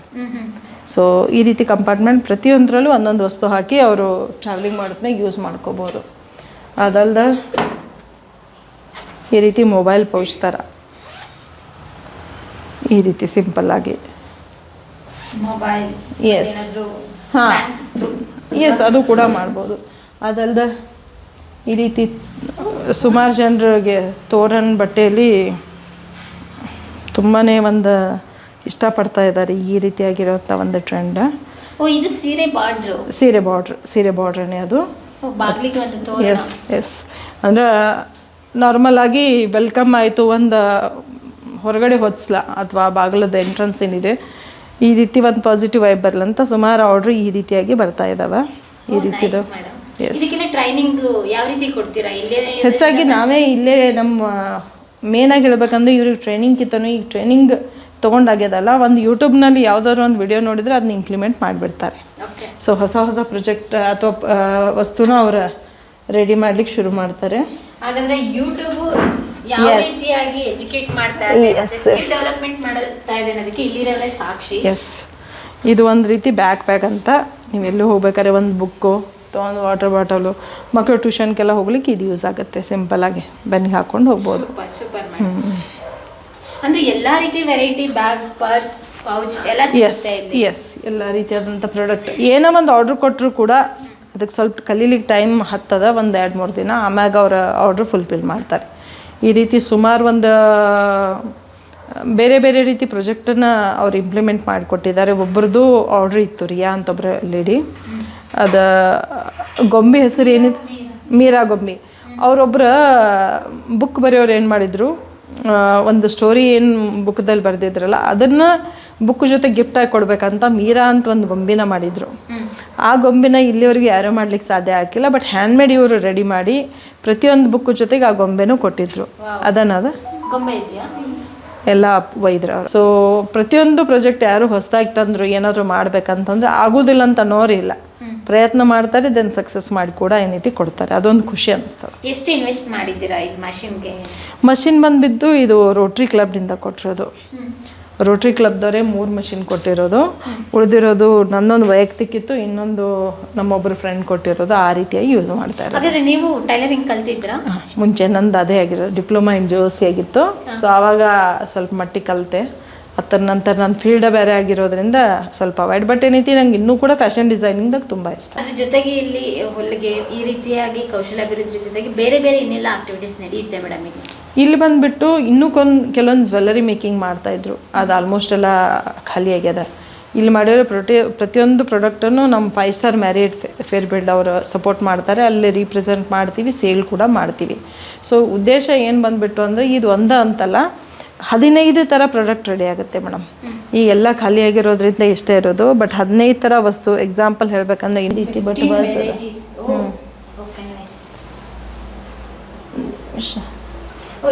ತುಂಬಾ ಇಷ್ಟ ಆಗುತ್ತೆ ಈ ತರ. ಹಾಂ ಈ ರೀತಿ ಬಟ್ವಾಸ್ ಎಲ್ಲ. ಸೊ ಇದ್ರ ನೀವು ಮೊಬೈಲ್ ಚಾರ್ಜರು ಹಾಕಿಟ್ಕೊಂಡು ಹೋಗ್ಬೋದು, ಅಥವಾ ಇದ್ರ ಕಾಯಿನ್ ಹಾಕಿಟ್ಕೊಂಡು ಹೋಗ್ಬೋದು, ಅಥವಾ ಇಯರ್ಫೋನ್, ಹಿಂಗೆ ಬೇರೆ ಬೇರೆ ವಸ್ತು ಯೂಸ್ ಮಾಡೋ ಥರ ಏನೈತಿ ಪ್ರಾಡಕ್ಟನ್ನು ರೆಡಿ ಮಾಡ್ತಾ ಇದ್ದಾರೆ. ಕೆಲವರು ಹೊರಗಡೆ ಸೇಲ್ ಮಾಡಲ್ಲ, ಮಾಡ್ತೀವಿ ಸೇಲ್ ಮಾಡ್ತೀವಿ. ಅದರ ಮೇಳ ಆ ಥರ ಅಟೆಂಡ್ ಮಾಡ್ತೀವಿ. ಎಸ್ ಪ್ರತಿಯೊಂದು ಎಕ್ಸಿಬಿಷನ್ ಏನು ನಡೀತದಲ್ಲ ಬೆಳಗಾವಿಯಲ್ಲಿ, ಈವೆಂಟ್ ಆರ್ಗನೈಸರ್ ಪರಿಚಯದವ್ರು ಇದ್ದಾರೆ. ಅವ್ರು ಹೇಳ್ತಾರೆ ಹಿಂಗೆ ಈವೆಂಟ್ ಮಾಡ್ತಾ ಇದ್ದೀವಿ, ನಿಮ್ಗೊಂದು ಸ್ಟಾಲ್ ಕೊಡ್ತೀವಿ ನಿಮ್ಮ ಮಕ್ಕಳಿಗೆ, ಅಲ್ಲಿ ಬಂದು ನಿಮ್ಮ ಮಟೀರಿಯಲ್ ಡಿಸ್ಪ್ಲೇ ಮಾಡಿ ಬೇಕಾದ್ರೆ ಮಾರ್ಕೆಟಿಂಗ್ ಮಾಡ್ಕೋಬೋದು ಅಂತ. ಸೊ ಆಲ್ಮೋಸ್ಟ್ ಬೆಳಗಾವಿಯಲ್ಲಿ ನಡೀತಿರುವಂಥ ಎಕ್ಸಿಬಿಷನ್ಸ್ಗೆ ಅಟೆಂಡ್ ಆಗ್ತಾರೆ ಅಂದ್ರೆ ಇಲ್ಲಿರುವಂತ ಮಕ್ಕಳೇ ಹೋಗ್ತಾರೆ. ಎಸ್ ಅವರೇ ಹೋಗೋದು, ಅವರೇ ಮಾರ್ಕೆಟಿಂಗ್ ಮಾಡೋದು, ಅವರೇ ಅದನ್ನೆಲ್ಲ ಫೈನಾನ್ಸಲ್ಲಿ ಹ್ಯಾಂಡಲ್ ಮಾಡೋದು. ಮ್ಯಾಕ್ಸಿಮಮ್ ಎಷ್ಟು ಸಿಗುತ್ತೆ ಮೇಡಮ್ ಪರ್ ಇಯರ್?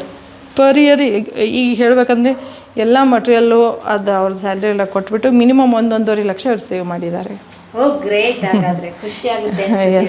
ಈಗ ನಾವೇನೋ ಅವ್ರಿಗೆ ದುಡ್ಡು ಕೊಡೋ ಹತ್ತೋದಿಲ್ಲ. ಮುಂಚೆ ಎಲ್ಲ ರಾ ಮಟೀರಿಯಲ್ ನಾನು ಕೊಡಬೇಕಾಗಿತ್ತು, ಬಟ್ ಈಗ ಏನೂ ಕೊಡೋದಿಲ್ಲ. ಅವ್ರು ಇಟ್ಟಿರೋ ಅಮೌಂಟನ್ನೇ ತೊಗೋತಾರೆ, ಅವರೇ ಖರ್ಚು ಮಾಡ್ತಾರೆ. ದೆನ್ ವಾಪಸ್ ಬಂದ ನಂತರ ಆರ್ಡ್ರ್ ಫುಲ್ಫಿಲ್ ಆದ ನಂತರ ಅಮೌಂಟನ್ನು ಹತ್ರ ಹಾಕ್ತಾರೆ. Okay nice. ಮತ್ತೆ ಬೇರೆಲ್ಲ ಏನೆಲ್ಲ ಇಂಪ್ಲಿಮೆಂಟ್ ಮಾಡ್ಕೋಬೇಕು ಅಂತ ಪ್ಲಾನ್ ಇದೆ ನಿಮಗೆ? ಈಗ ನೆಕ್ಸ್ಟ್ ಬಂದುಬಿಟ್ಟು ಇನ್ನೂ ಕೂಡ ಇದ್ರ ಸೆಟಪ್ ದೊಡ್ಡದಾಗಿ ಮಾಡಬೇಕಾಗ್ಯದ. ಇದಲ್ಲದೆ ಏನೈತಿ, ಇವ್ರ ಪ್ರಾಡಕ್ಟ್ಗೆ ಡಿಸ್ಪ್ಲೇ ಮಾಡ್ಲಿಕ್ಕೆ ಒಂದು ಸಪ್ರೇಟೇ ಶಾಪ್ ಮಾಡಬೇಕಂತ ಇದ್ದೀವಿ. ಇಡೀ ಬೆಳಗಾವಿ ಜಿಲ್ಲೆಯಲ್ಲಿ ಎಷ್ಟು HIV ಸೋಂಕಿತ ವಿಧವಾ ಹೆಣ್ಮಕ್ಳಿದಾರಲ್ಲ, ಅವರಲ್ಲಿ ಪ್ರತಿಯೊಬ್ಬರು ಅಲ್ಲೂ ಒಂದೊಂದು ಕಲೆ ಅದ. ಸೊ ಆ ಕಲೆಗೆ ಅಥವಾ ಅವ್ರು ಮಾಡುವಂಥ ಒಂದು ವಸ್ತುಗೆ ಬೆಲೆ ಸಿಗಬೇಕಾದ್ರೆ ಅದಕ್ಕೊಂದು ಔಟ್ಲೆಟ್ ಅಂತ ಬೇಕು. ಆ ಪ್ರಾಡಕ್ಟನ್ನ ಒಂದು ಔಟ್ಲೆಟ್ ಥರ ಮಾಡಿ ಡಿಸ್ಪ್ಲೇ ಮಾಡಿ ಮಾರ್ಕೆಟಿಂಗ್ ಮಾಡ್ಬೇಕನ್ನೋ ಪ್ಲ್ಯಾನಿಂಗ್ ಅದ. ಓಕೆ ಓಕೆ, ಅದ್ರ ಜೊತೆಗೆ ನೀವು ಹೇಳಿದ್ರಲ್ಲ ಬೆಳಗಾವಿಲಿರೋಂಥ ಎಲ್ಲರನ್ನೂ ಮೀಟ್ ಮಾಡಿದ್ದೀರಾ ನೀವು HIV ಸೋಂಕಿತರು ನಿಮ್ಮ ಗಮನಕ್ಕೆ ಬಂದಾಗೆ? ಎಲ್ಲರೂ ಅಂತ ಸಿಕ್ಕಾಕ ಸಾಧ್ಯ ಇಲ್ಲ, ಯಾಕಂದ್ರೆ ನಂಬರ್ ದೊಡ್ಡದ. ಬಟ್ ಏನೈತಿ ನಾನೇ ಇರ್ಬೋದು ಮೇಡಮ್ ಅಂದಾಜು? 20,000 ಅಬವ್ ಆದರೂ ಇರಬೇಕು ಮಿನಿಮಮ್ ಬೆಳಗಾವಿಲೇ. ಓ ಮೈ ಗಾಡ್, ಅಂದರೆ ಎಲ್ಲ ತಾಲೂಕೆಲ್ಲ ಸೇರಿ? ಎಸ್. ಅದಕ್ಕಾಗಿ ಏನೈತಿ, ಈಗ ನಾನು ಪ್ರತಿ ತಾಲೂಕದಲ್ಲಿಯೂ ಕೂಡ ಏನೈತಿ ನಮ್ಮ HIV ಸೋಂಕಿತ ವಿಧವಾ ಹೆಣ್ಮಕ್ಳಿಗೆ ಭೇಟಿ ಆಗ್ಲಿಕ್ಕಂತ ಒಂದು ಸಪೋರ್ಟ್ ಗ್ರೂಪ್ ಮೀಟಿಂಗ್ ಅಂತ ಮಾಡ್ತಾ ಇದ್ದೀವಿ. ಆ ಟೈಮ್ದಾಗ ಅಲ್ಲಿ ಹೋದಾಗ ಪ್ರತಿಯೊಬ್ಬರು ಸಿಗ್ತಾರೋ, ತಮ್ಮ ಸಮಸ್ಯೆನ ಹೇಳ್ತಾರೆ. ಬಟ್ ನನಗೇನದ ಅವ್ರ ಸಮಸ್ಯೆ ಜೊತೆಗೆ ಸೊಲ್ಯೂಷನ್ ಕೊಡುವಂಥ ಪ್ರಯತ್ನ ಮಾಡ್ತಾ ಇದ್ದೀವಿ. ಬಟ್ ಅವ್ರಿಗೇನೈತಿ ಲೈಫ್ ಟೈಮ್ ಏನಾದರೂ ಒಂದು ಅರ್ನಿಂಗದ ವ್ಯವಸ್ಥೆ ಮಾಡ್ಬೇಕಾರೆ ಅವ್ರಿಗೇನೈತಿ ಅವರ ಕಲೆಗೆ ಒಂದು ಹೆಲ್ಪ್ ಆಗ್ಬೇಕಾದ್ರೆ ನಮ್ದು ಒಂದು ಔಟ್ಲೆಟ್ ಅವಶ್ಯಕತೆ ಅದ. ಸೊ ಅದಕ್ಕಾಗಿ ಅವ್ರು ತಮ್ಮ ಊರಲ್ಲೇ ಇದ್ಕೊಂಡು ಏನೆಲ್ಲ ಪ್ರಾಡಕ್ಟ್ ರೆಡಿ ಮಾಡ್ತಾರಲ್ಲ ಅವ್ರು ನಮ್ಮ ಕಡೆ ನಾವು ತೆಕ್ಕೋಬೇಕಂತ ಇದ್ದೀವಿ. ಅದನ್ನೇನು ಮಾರ್ಕೆಟ್ ಮಾಡಿ ಅವ್ರಿಗೆ ಹೆಲ್ಪ್ ಮಾಡ್ಬೇಕನ್ನೋ ಒಂದು ಪ್ಲಾನಿಂಗ್ ನಡೆದದ. ನೆಕ್ಸ್ಟ್ ಪ್ಲಾನಿಂಗ್ ಸಿಟಿಲಿ ಒಂದ್ ರೀತಿ ಇರುತ್ತೆ, ಅದು ಹಳ್ಳಿಗೆ ಹೋದ್ರೆ ಬೇರೆ ರೀತಿ ವಾತಾವರಣ ಇರುತ್ತೆ. ಏನಾದ್ರು ಸೆಮಿನಾರ್ ಮಾಡೋದಾಗಿರ್ಬೋದು, ಏನಾದ್ರು ಪ್ರೋಗ್ರಾಮ್ ಮಾಡೋದು, ಅವೇರ್ನೆಸ್ ಪ್ರೋಗ್ರಾಮ್ ಮಾಡ್ಬೇಕಂದ್ರೆ ಅಟೆಂಡ್ ಆಗ್ತಾರ, ಜನಗಳ ಮಧ್ಯೆ ಬಂದು ಹೇಳ್ಕೊಳ್ತಾರ? ಎಲ್ಲಿ ಸೆಮಿನಾರ್ ಅಂದರೆ ನಾವು ಪ್ರೋಗ್ರಾಮ್ ಹೆಂಗೆ ಮಾಡ್ತೀವಿ ಸೆಮಿನಾರ್ಸ್ ಅಂದರೆ, ಈಗ ಇಲ್ಲಿ ಕೂತಿದ್ದೀವಲ್ಲ, ಇಲ್ಲೆಲ್ಲ ಕೂತಾರೆ HIV ಇದ್ದಾರೆ ಅಷ್ಟೇ ಇರ್ತಾರೆ, ಬೇರೆ ಯಾರು ಬರಲ್ಲ. ನಾವು ಕರೆದ್ರು ಅವ್ರಿಗೆ ಅಷ್ಟೇ ಕರಿತೀವಿ, ಹೊರಗಡೆನೇ ಅವ್ರಿಗೆ ಯಾರು ಕರೋದಿಲ್ಲ. ಅವಾಗ ಅವ್ರಿಗೆ ಏನು ಧೈರ್ಯ ಇರ್ತದೆ, ನಮ್ಮಂಥವ್ರು ಸಮಸ್ಯೆ ಇದ್ದಾರೆ ಬರ್ತಾರೆ ಹೊರತು ಬೇರೆ ಯಾರು ಬರೋದಿಲ್ಲ, ಟೆನ್ಷನ್ ಇಲ್ಲ ಅಂತ ಬರ್ತಾರೆ. ಅಥವಾ ಎಷ್ಟೋ ಜನ ಬಂದರೂ ಕೂಡ ಮುಖಕ್ಕೆ ಬಟ್ಟೆ ಕಟ್ಟಾರು ತೆಗೆದಿಲ್ಲ. ಅಲ್ಲಿ ಏನಾಗ್ತದೆ, ನಾವು ಒತ್ತಾಯವಾಗಿ ತೆಗಿಯೋ ಅಂತ ಹೇಳಕ್ಕೆ ಸಾಧ್ಯ ಇಲ್ಲ, ಅಥವಾ ಡಿಸ್ಕ್ಲೋಸ್ ಮಾಡೋ ಅಂತ ಹೇಳಕ್ಕೆ ಸಾಧ್ಯ ಇಲ್ಲ. ಅವರು ಉದ್ದೇಶ ಏನೈತಿ, ಬರ್ತಾರೋ ನಮ್ಮ ಜೊತೆ ಮಿಂಗಲ್ ಹಾಕೋರು, ಏನು ಹೊಸ ಐಡಿಯಾ ಅಥವಾ ಹೊಸ ಇನ್ಫಾರ್ಮೇಷನ್ ಕೊಡ್ತೀವಿ ಅದು ತೆಕ್ಕೋತಾರೋ, ಖುಷಿಯಾಗಿ ರಿಟರ್ನ್ ಆಗಿ ಹೋಗ್ತಾರೆ. ಅದುಬಿಟ್ಟು ಕೆಲವೊಂದು ಸಲ ಅಲ್ಲಿ ಹಾಸ್ಪಿಟಲ್ದಾಗ ಪರಿಚಯದವರೆಲ್ಲ ಇದ್ದಾಗ ಬಂದಾಗ ಸ್ವಲ್ಪ ಹೆದರ್ತಾರೆ. ಅದಕ್ಕೆ ಹೇಳ್ತೀವಿ, ಬಟ್ಟೆ ಮುಖ ತೆಗಿಯೋ ತಕ್ಷಣ ಇಲ್ಲ ಅಂದ್ರೆ ಒತ್ತಾಯ ಮಾಡಲ್ಲ. ಪ್ರೋಗ್ರಾಮ್ ಮುಗಿದು ಹೋಗೋ ತನಕ ಹಾಗೆ ಕೊಡ್ತಾರೆ, ಏನೂ ಇದ್ರೆ ಹೇಳ್ತಾರೆ, ಮಾಸ್ಕ್ ಕಟ್ಕೊಂಡೇ ಆಮೇಲೆ ರಿಟರ್ನ್ ಆಗಿ ಹೋಗ್ತಾರೆ. ಓಕೆ, ಅದ್ರ ಜೊತೆಗೆ ಅಲ್ಲಿ ಯಾವ ಸ್ಟೇಜಲ್ಲಿ ಇರೋರು ಜಾಸ್ತಿ ಬರ್ತಾರೆ? ಅಂದರೆ ಫುಲ್ಲು ಲಾಸ್ಟ್ ಸ್ಟೇಜಲ್ಲಿ ಇರೋರು, ಅಥವಾ ಮಿಡ್ ರೇಂಜಲ್ಲಿ ಇರೋರು, ಅಥವಾ ಏನಾದರೂ ಔಷಧಿ ತಗೊಳ್ತಾ ಇರ್ತಾರ? ಅಲ್ಲಿ ಬರೋರು ಪ್ರತಿಯೊಬ್ಬರು HIV ಇದ್ದು ಈಗ ಟೆಸ್ಟ್ ಆ್ಯಂಡ್ ಟ್ರೀಟ್ಮೆಂಟ್ ಅಂತ ಹೊಸ ಗೈಡ್ಲೈನ್ ಬಂದದ. HIV ಇದೆ ಅಂತ ಗೊತ್ತಾದ ತಕ್ಷಣ ಟ್ರೀಟ್ಮೆಂಟ್ ಶುರು ಮಾಡಿಬಿಡ್ತಾರೆ. ಸೊ ಟ್ರೀಟ್ಮೆಂಟ್ ಶುರು ಮಾಡೋದ್ರಿಂದ ಈಗ ಸದ್ಯ ಪ್ರಕಾರ ಏನೈತಿ, ವೈರಸನ್ನು ಮ್ಯಾನೇಜ್ ಮಾಡುವಂಥ ಒಂದು ಪ್ರಯತ್ನ ನಡೆದದ. ಅದಕ್ಕಾಗಿ ಬಂದವರೆಲ್ಲ ಏನೈತಿ ಆಲ್ಮೋಸ್ಟ್ ಈ ನಿಯರ್ ಬೈ ನೋಡಿರೋ ಪ್ರಕಾರ ಹೆಲ್ದಿ ಇದ್ದಾರೆ. ಟ್ರೀಟ್ಮೆಂಟ್ ಪ್ರಾಪರ್ ತೊಗೊಂಡವ್ರು ಹೆಲ್ದಿ ಇದ್ದಾರೆ. ಇಲ್ಲೇ ಇದ್ದವ್ರು ಪೂರಾ ಸಿಕ್ಕಾಗಿ ಬರ್ತಾರೆ, ನಡಿಲಿಕ್ಕೆ ಕಷ್ಟ, ಅವ್ರು ಇನ್ನೊಬ್ಬರು ಸಪೋರ್ಟ್ ತೊಗೊಂಡು ಬರಬೇಕಾಗ್ತದ. ಸೊ ಇದ್ರ ಉದ್ದೇಶ ಒಂದು ಏನೈತಿ, ಬಂದವರು ಅಲ್ಲಿ ಬರ್ತಾ ಇರೋದು ಅವೇರ್ ಆಗಿದ್ದಾರೆ, ಅವ್ರು ಇನ್ನೂ ಅವೇರ್ ಆಗಿ ಅಥವಾ ಇನ್ನೂ ಲೈಫ್ ಚೆನ್ನಾಗಿ ಲೀಡ್ ಮಾಡ್ಬೇಕಂತ ಆಸೆ ಇಟ್ಕೊಂಡು ಬರೋರು ಹೆಚ್ಚಿಗೆ ಆಗಿದ್ದಾರೆ. ಕಾನ್ಸೆಪ್ಟ್ ತುಂಬ ಚೆನ್ನಾಗಿದೆ. Yes, thank you ma'am. ಯಾಕೆ ಅಂತ ಹೇಳಿದರೆ, ನಾನು ಆಗಲೇ ಹೇಳಿದೆ, ಈ ಸಮುದಾಯದವರು ಹೊರಗಡೆ ಹೋಗಿ ದುಡಿಯೋದಕ್ಕೆ ತುಂಬ ಕಷ್ಟ. ಯಾರು ಕೂಡ ಹತ್ರ ಸೇರಿಸ್ಕೊಡಲ್ಲ. ಇನ್ನೂ ಕೂಡ ಜನಗಳ ಕಾನ್ಸೆಪ್ಟ್ ಚೇಂಜ್ ಆಗಿಲ್ಲ. ಏನೋ ಹತ್ರ ಬಂದ ತಕ್ಷಣ ನಮಗೂ ಆಗ್ಬಿಡುತ್ತೆ, ಒಂದು ಸಾಂಕ್ರಾಮಿಕ ರೋಗ ಥರ ನೋಡ್ತಾ ಇರ್ತಾರೆ, ಅವ್ರನ್ನ ದೂರ ತಳ್ತಾರೆ. ಹಂಗೆ ನೊಂದು ಬೆಂದವರೇ ಇಲ್ಲಿಗೆ ಬಂದಿರೋದು, ಮನೆಯಿಂದ ಹೊರಗಡೆ ಹಾಕಿರೋರು. ಅವರಿಗೆ ಒಂದು ಕೌಶಲಾಭಿವೃದ್ಧಿ ಕೇಂದ್ರವಾಗಿ ನಾಗರತ್ನ ಮೇಡಮ್ ಅವ್ರಿಗೂ ಕೂಡ ಸ್ಕಿಲ್ ಡೆವಲಪ್ಮೆಂಟ್ ಮಾಡ್ತಿದ್ದಾರೆ. ಅವರು ಅಂದ ಚಂದವಾಗಿ ಮಾಡಿದಂತಹ ಈ ಪೌಚ್, ಪರ್ಸ್, ಬ್ಯಾಗ್ ಎಲ್ಲ ಕೂಡ ಆರ್ಡರ್ ಸಿಗ್ತಾ ಇದೆ. ದೇವ್ರ ದಯೆಯಿಂದ ಇವ್ರು ಮಾಡಿದ ಪರಿಶ್ರಮದಿಂದ ಮಕ್ಕಳ ಕೌಶಲಾಭಿವೃದ್ಧಿಯಿಂದ ಸಿಗ್ತಾ ಇದೆ. ಈ ರೀತಿಯಾಗಿ ನಿಮ್ಮ ಸೇವೆ ನಿರಂತರವಾಗಿರಲಿ madam. Yes, thank you ma'am, thank you so much. ನಿಮ್ಮ ಹೆಸರು? ಪ್ರಿಯಾಂಕಾ. ಇಲ್ಲಿ ಬಂದು ಎಷ್ಟು ವರ್ಷ ಆಯಿತು? 4 ವರ್ಷ ಆಯಿತು. ಯಾವ ಊರು? ಎಲ್ಲಿ ಬರ್ತಿದ್ದು? ಪ್ರಿಯಾಂಕನ ಲೈಫಲ್ಲಿ ಈ ಥರ ಆಯ್ತು ಅಂತ ನಿಮ್ಗೆ ಯಾವಾಗ ಗೊತ್ತಾಯ್ತು? ಚಿಕ್ಕವಳಿದ್ದಾಗ. ಕನ್ನಡ ಸ್ವಲ್ಪ ಅಷ್ಟೇ. ಎಷ್ಟು ಬರ್ತದೆ ಅಷ್ಟು ಕನ್ನಡ ಮಾತಾಡೋ, ಓದಿದ್ದು ಮಾತಾಡೋ. ನಿಮ್ಮ ತಂದೆ ತಾಯಿವರೆಗೂ ಇತ್ತು? ಅಮ್ಮ? ಓಕೆ ಮೇಡಮ್, ಇವ್ರ ಕೇಸಲ್ಲೂ ಬೈ ಬರ್ತೆ ಬಂದಿದ್ದ? ಓಕೆ. ಅಪ್ಪ ಅಮ್ಮ ಏನು ಮಾಡ್ತಾ ಇದ್ರು? ಅಪ್ಪ ವಡಿಲ್ಕಾಯಿ ಕಲಿಸ್ಬಿಟ್ಟು ಮಾಹಿತಿ ಗೊತ್ತಿಲ್ಲ, ಚಿಕ್ಕವಳಿದ್ದಾಗ ತೀರ್ಕೊಂಡಿದ್ದಾರಲ್ಲ ಅದಕ್ಕಾಗಿ. ಎಲ್ಲ ಬೆಳೆದಿದ್ದೆಲ್ಲ ಯಾರ ಮನೆಗೆ ಬೆಳೆದಿ? ಮತ್ತೆ ಇಲ್ಲಿಗೆ ಯಾರು ಕಳಿಸಿದ್ದು? ಮದುವೆ ಮಾಡಕ್ಕೆ ಗೊತ್ತಿದ್ದಿಲ್ಲ ಹಿಂಗೈತಿ ಅಂತ. ಆಮೇಲೆ ಅವ್ರಿಗೆ ಗೊತ್ತಾಗ್ತಾ ಮದುವೆ ಆಗಿ ಎಷ್ಟು ವರ್ಷ ಆಯಿತು? ಎಷ್ಟು ವರ್ಷ ಆದ್ಮೇಲೆ ಗೊತ್ತಾಯ್ತು ಅವ್ರಿಗೆ? 6 ತಿಂಗಳು. ಹೇಗೆ ಗೊತ್ತಾಯ್ತು ಅವ್ರಿಗೆ? ಗೊತ್ತಿತ್ತು ನಮ್ಗೆ, ಅಂದ್ರೆ ನಮ್ಮ ಮನ್ಯಾಗ ಬೇಡ ಅಂತಂದ್ರೆ ನಮ್ಮ ಅಜ್ಜಿ ನಿಮ್ಮ ಹಸ್ಬೆಂಡ್ ಏನು ಕೆಲಸ ಮಾಡ್ತಾ ಇದ್ರು? ಅವರು ಪರಿಚಯ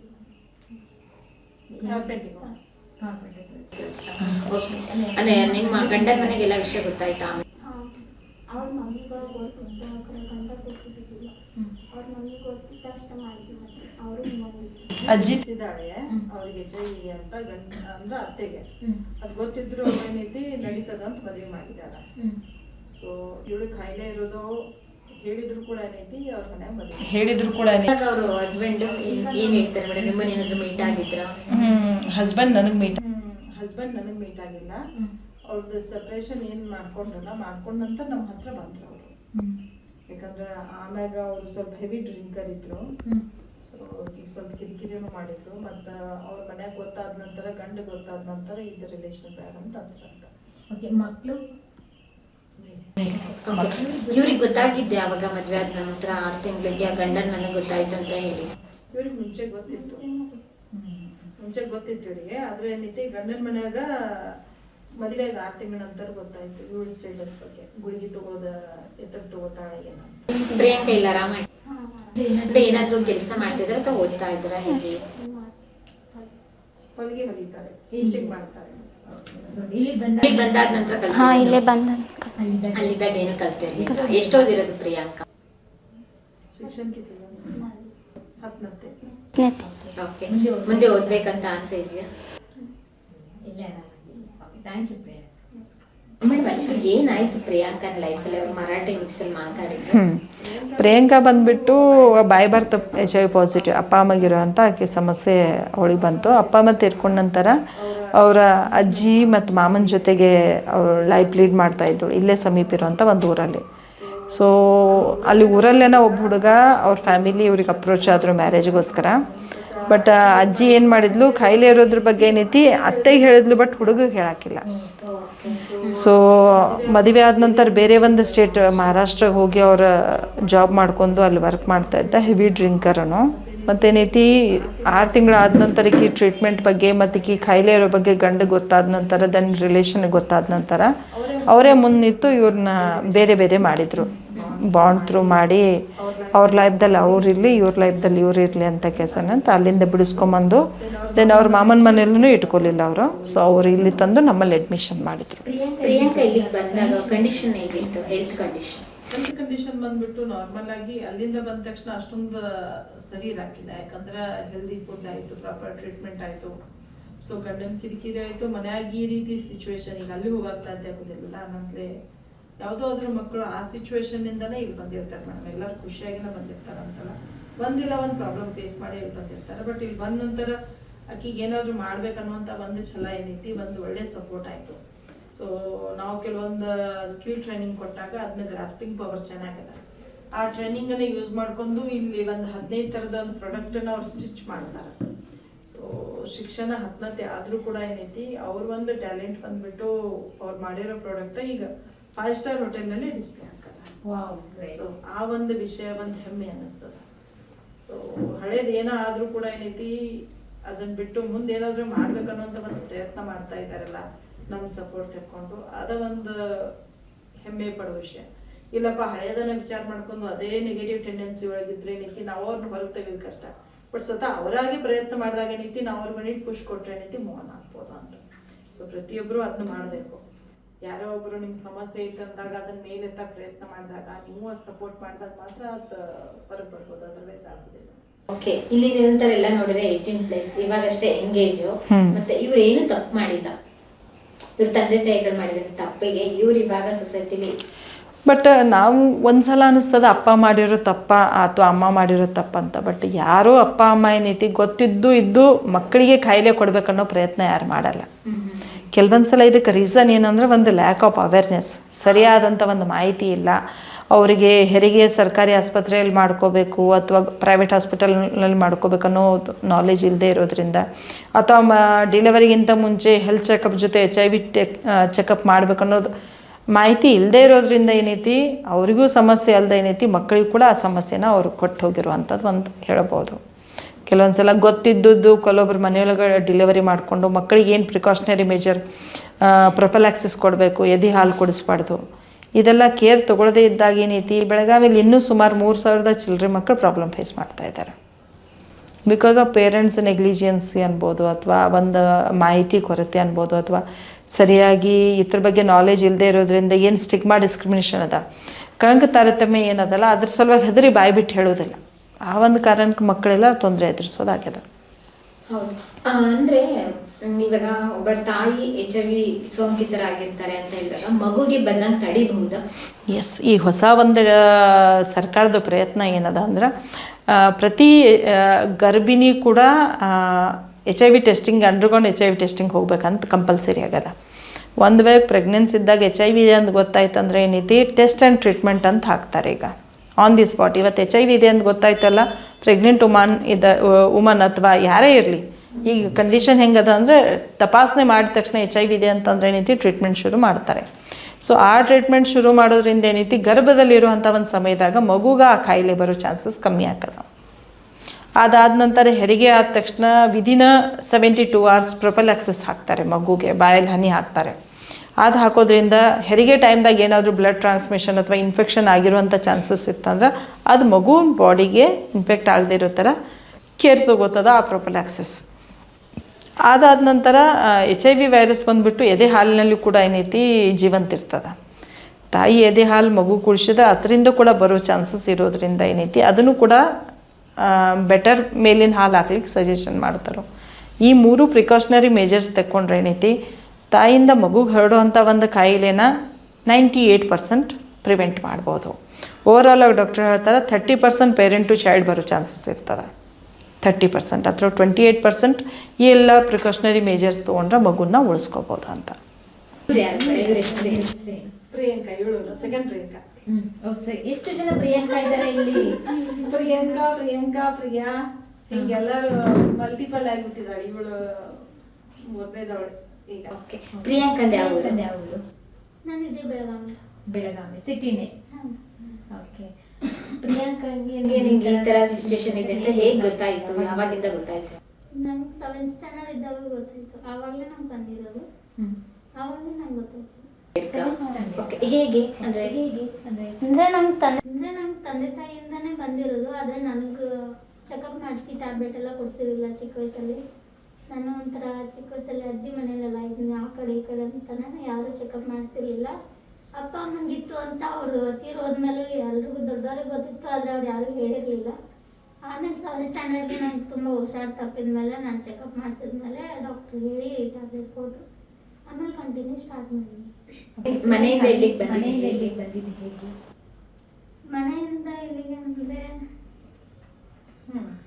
ಬೇರೆ ಬೇರೆ ಆರ್ಗನೈಸೇಷನ್ದಲ್ಲೂ ಕೂಡ ಇದು ಬಂದಿದ್ದಾರೆ. ನಾನು ಬೇರೆ ಬೇರೆ ಹಾಸ್ಟೆಲ್ ಕೂಡ ಇದ್ದೆ.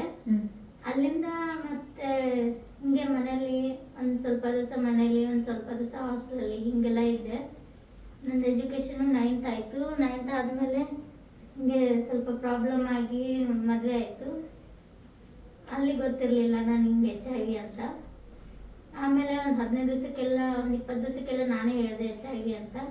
ಹೇಳಿದ್ಮೇಲೆ ಒಂದು 22-23 ದಿವಸಕ್ಕೆಲ್ಲ ಅವರೇ ಕಳಿಸ್ಕೊಟ್ರು. ನಿಮ್ಮ ಹಸ್ಬೆಂಡ್ ಏನು ಮಾಡ್ತಾ ಇದ್ರು? ಅವ್ರದ್ದು ಇದು ತೋಟದ ನೋಡ್ತಾ ಇದ್ರು. ಎಲ್ಲಿ ಬೆಳಗಾವಿನೇ ಮದುವೆ ಆಗಿದ್ದ? ಇಲ್ಲ, ಯಾವ ಊರಿಗೆ ಮದುವೆ ಆಗಿದ್ದ? ಆ ಕಡೆ ಹಾಸನ ಕಡೆ. ಓ, ಹಾಸನ ಕಡೆನಾ? ಓಕೆ.